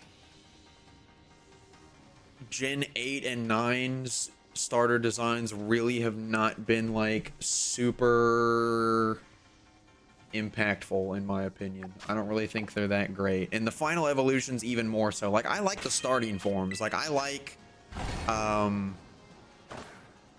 Fuecoco. Quaxly's okay. I don't necessarily dislike the design of that one. And why did I just blank on the name? Why am I blanking on the name of the grass cat? I'm literally thinking of every other, like, cat Pokemon's name except for it. I'm thinking of Meowscarada, which is the final evolution. Why am I blanking on the name?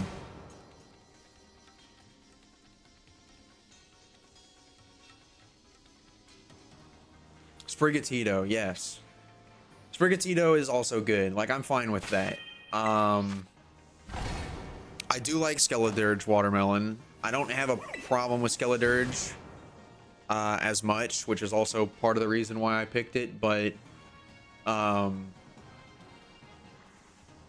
think comparatively to a lot of older starters, in general, the trio does not hold up as much.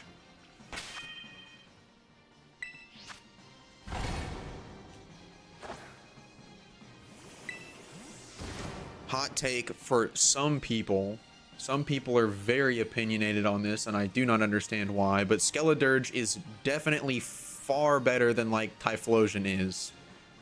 Typhlosion is so bare bones, basic, absolutely nothing. I don't understand why people like that Pokemon as much as they do.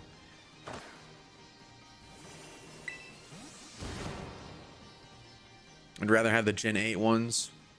Yeah, I mean, all of the difference too is that I think it's the same with a lot of other people. It just takes time for them to grow on you because like the Gen 8 starters, like they took some time to grow on me, and the shinies also add to an aspect of that as well. Like I really was not a big fan of Inteleon, like at all.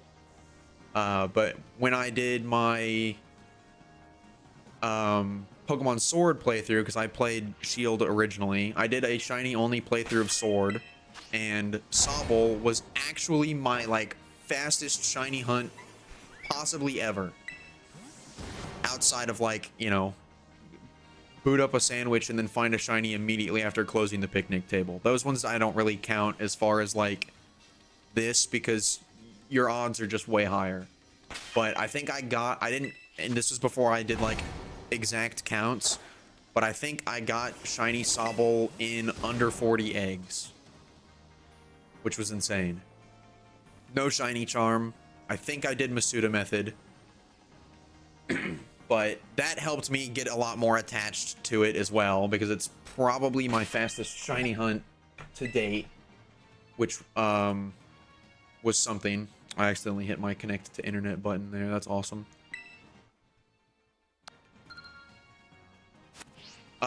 But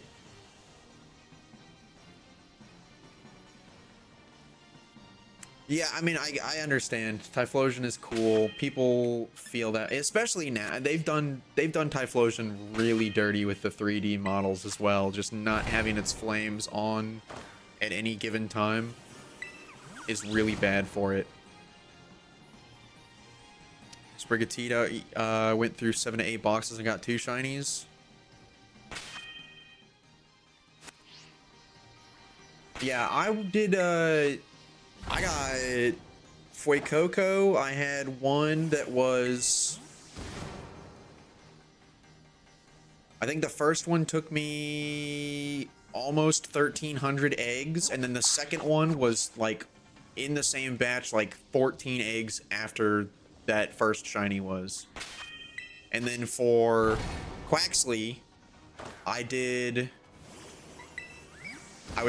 it was the last one that I needed. I was trying to finish the Gen 9 shiny dex. It was the last Quaxley that I needed. I already had the other 2 that I evolved, and I managed to get 2 shiny Quaxley in the same final batch that I had. So I have an extra one now.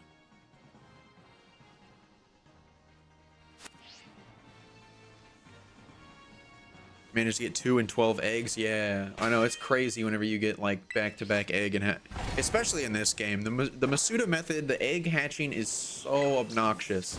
It's already my least favorite shiny hunting method, and now it is just so much worse in Scarlet and Violet.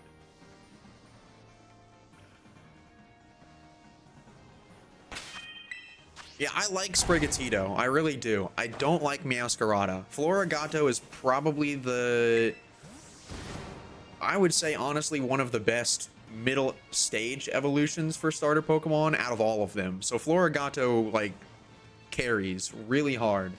I don't like Meowscarada as much, though. I don't like the mask. I don't like the fact that it's a bipedal furry Pokemon again. I'm not necessarily the biggest fan of that. I would love to have, like, a quadruped mammal Pokemon starter for once. It would be pretty cool to see them branch out and do something different. And I mean, again, everybody's entitled to their opinion, and I'm not gonna judge you for yours, and I hope that you would respectfully do the same to me. And Quaquaval I wasn't a big fan of, but it's grown on me more. Quaxwell is awful. I don't like its design either. And the same goes for whatever the middle stage is for Skeledirge. I'm blanking on that. Crocolore.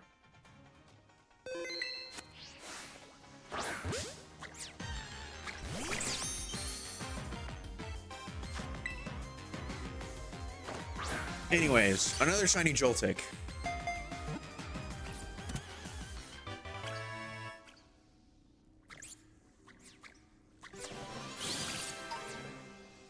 I think Drizzile could have been okay. It's just the weird choice to like add in the lime green only there and for no reason was kind of weird. Like, I definitely don't think Drizzile is the worst middle stage evolution, and I also think Raboot is really quick, or really cool. Raboots is really good. And Thwacky is like okay, it's not bad.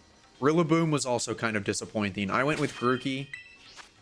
I've kind of shifted into a grass starter supremacist more recently, with like the latest installments outside of this one, just because I was very much under the impression that I would not like the final evolution of Sprigatito, and I was correct. So it was unfortunate, but previously I've been more into grass. All right, let's see what we got in the memes section. If you have Meowscarada throwing a brick at me. My bad, man. I just don't like it. I don't like its design. Not a fan.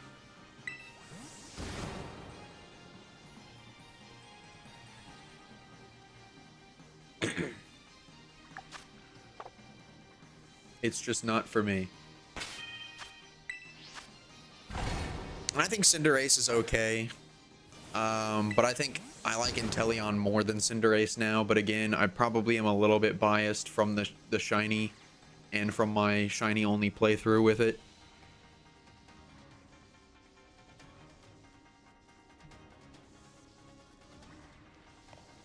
I definitely don't think it's bad, but again, I think just comparatively, Gen 8 and Gen 9 have been a little bit weaker on their designs overall for the starters compared to a lot of the older ones. The only other thing that I will stipulate is the fire type starters stepping away from being fire and fighting is pretty decent. I am okay with that.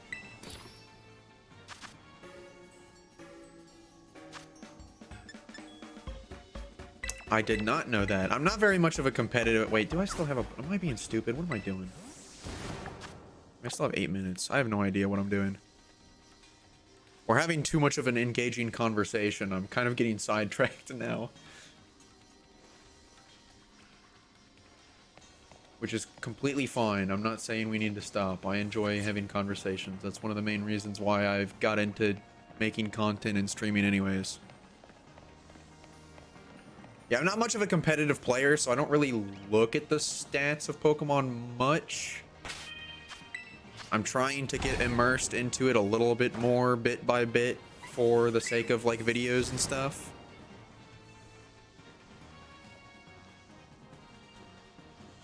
Because I think it does add more quality to have little, like, fun fact, did you know bits added in. So, I did not know that, though.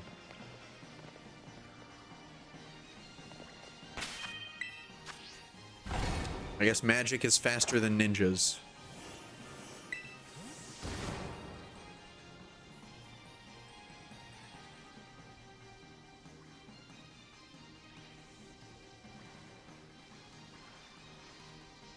Viewer battles on Showdown? Maybe at some point, yeah. I need to really, I'm gonna try really hard to get this stream schedule consistently down. So I'm gonna try to aim for streaming. Just lock into finishing this shiny hunt. And if I'm lucky, a few other things, depending on how quickly some of this stuff goes.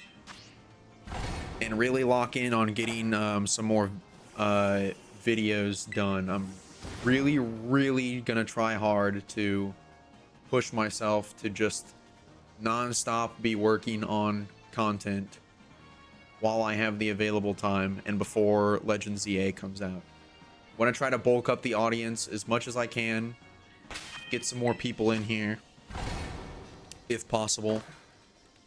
and go from there. I'm really hoping that I can get some of this stuff done before ZA comes out, and then when ZA does come out, that will hopefully lead to a lot more traction as well. A lot more stuff, you know, it'll be fresh. A lot of people that have maybe stepped away from Pokemon that are more casual will be getting re-immersed back into it.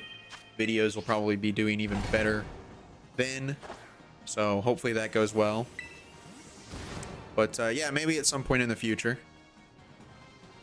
No, there has not been, but the Direct is tomorrow. I will be streaming that.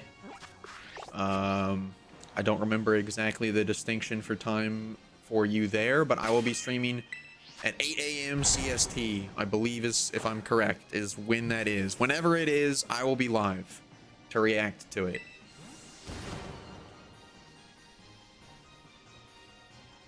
Yes, the Direct is tomorrow.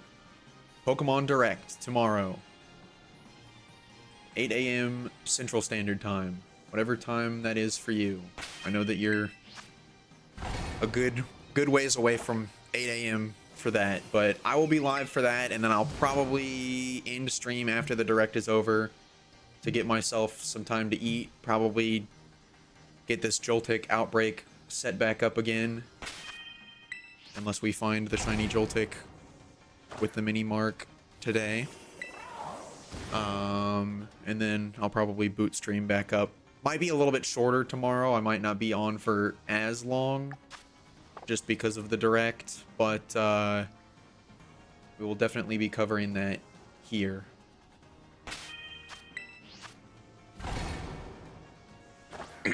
So if you guys want to watch it tomorrow, I mean, you can watch it on your own, or you can stop in and watch it together with me. Whatever you want to do, it's up to you.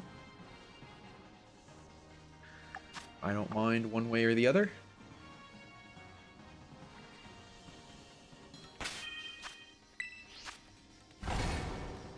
But that's the plan.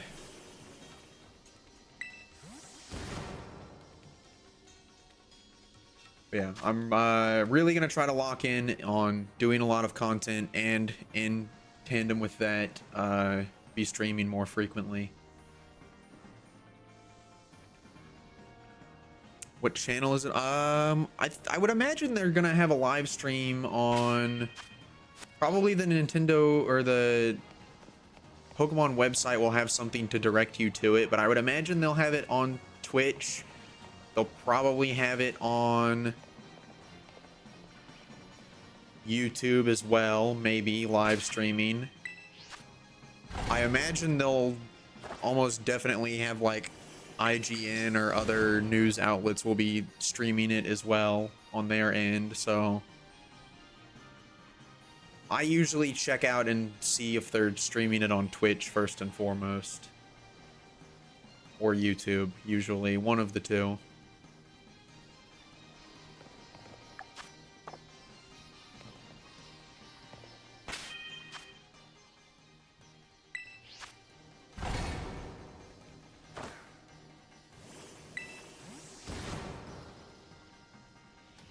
Since it's a Pokemon Direct, I imagine it will be just directly under the Pokemon channel, though. I don't think it'll be underneath, like, the Nintendo official. It'll be under Pokemon official. Or it should be. I don't know. Maybe they do it under Nintendo as well. I don't know for certain, but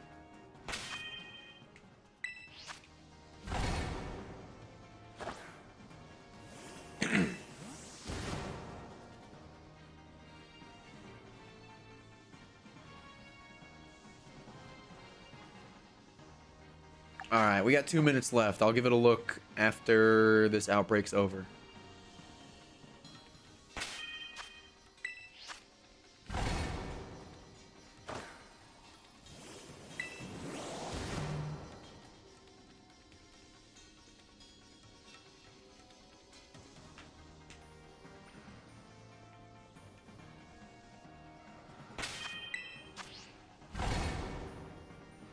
Can't find a time anywhere. Yeah, they'll probably have it. I don't remember where I saw the announcement specifically last. I think it was on Twitter, or maybe somebody else talking about it on Blue Sky. I don't know. You can't find it directly because they might post a lot of stuff. You can probably find it from like Cerebi or even just Joe Merrick directly.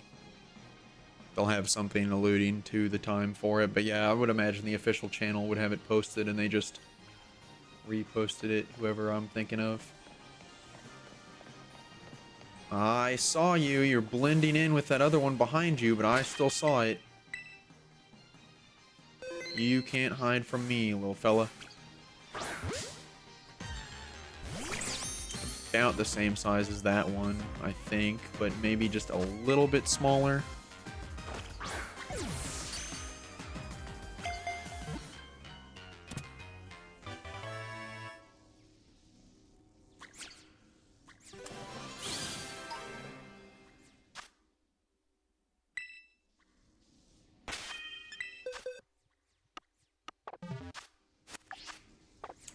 14 more seconds. I don't think I'm going to really have enough time to get a lot of spawns in, but I can certainly try.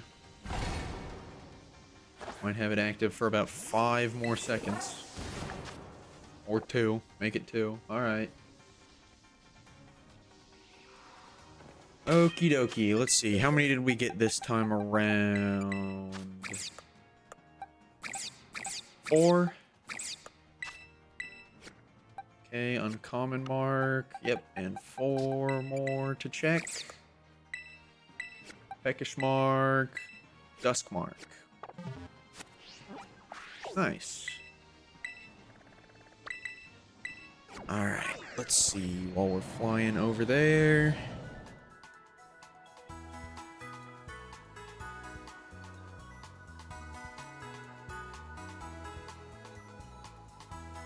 Okay.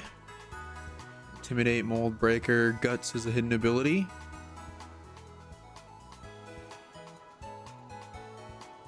Alright. Very interesting. Is it,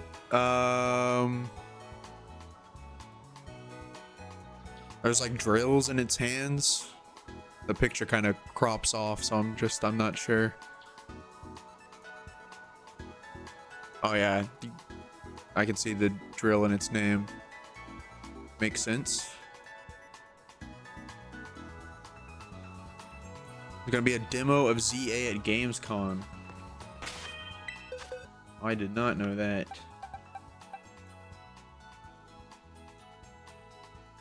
Where's Gamescom even at? I don't even remember. Where's it taking place? Not that it matters. I'm not gonna go to it anyways, but. Oh yeah, for sure. Nose is also a drill. Okay, I missed that. If you make it, let me know how it is. Let's see. Pint-sized powerhouse. What's next? Sight smaller than average. Jump the gun on clicking the right trigger there.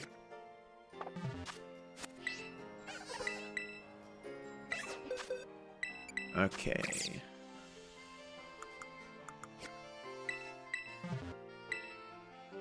Good sight, smaller than average. And how about our last one that was slightly smaller than the one it was next to? Pint-sized powerhouse. That's what I figured.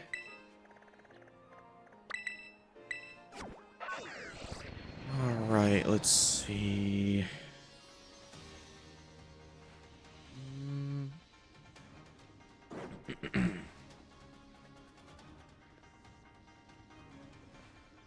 Alright, I think I'm probably gonna wrap it up here, guys. I'm getting a little hungry. Need to get something to eat. I appreciate you guys stopping by and hanging out, though. Let's see, is there anybody else that's live on Twitch we can raid? Yes, there is.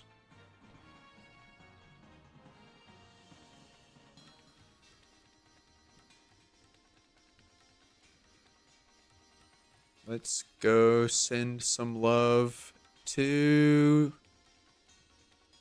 our good pal Shine Patrol. All right, guys. I appreciate you stopping by, hanging out for a bit. It was a lot of fun. Like I said, I'll be back tomorrow earlier on stream for reacting to the direct. And then we'll be back again in the afternoon to continue the hunt for Joltik. But thank you so much for stopping by. And I'll see you next time. For those of you on Twitch, say hi to Shine for me. Peace out, guys.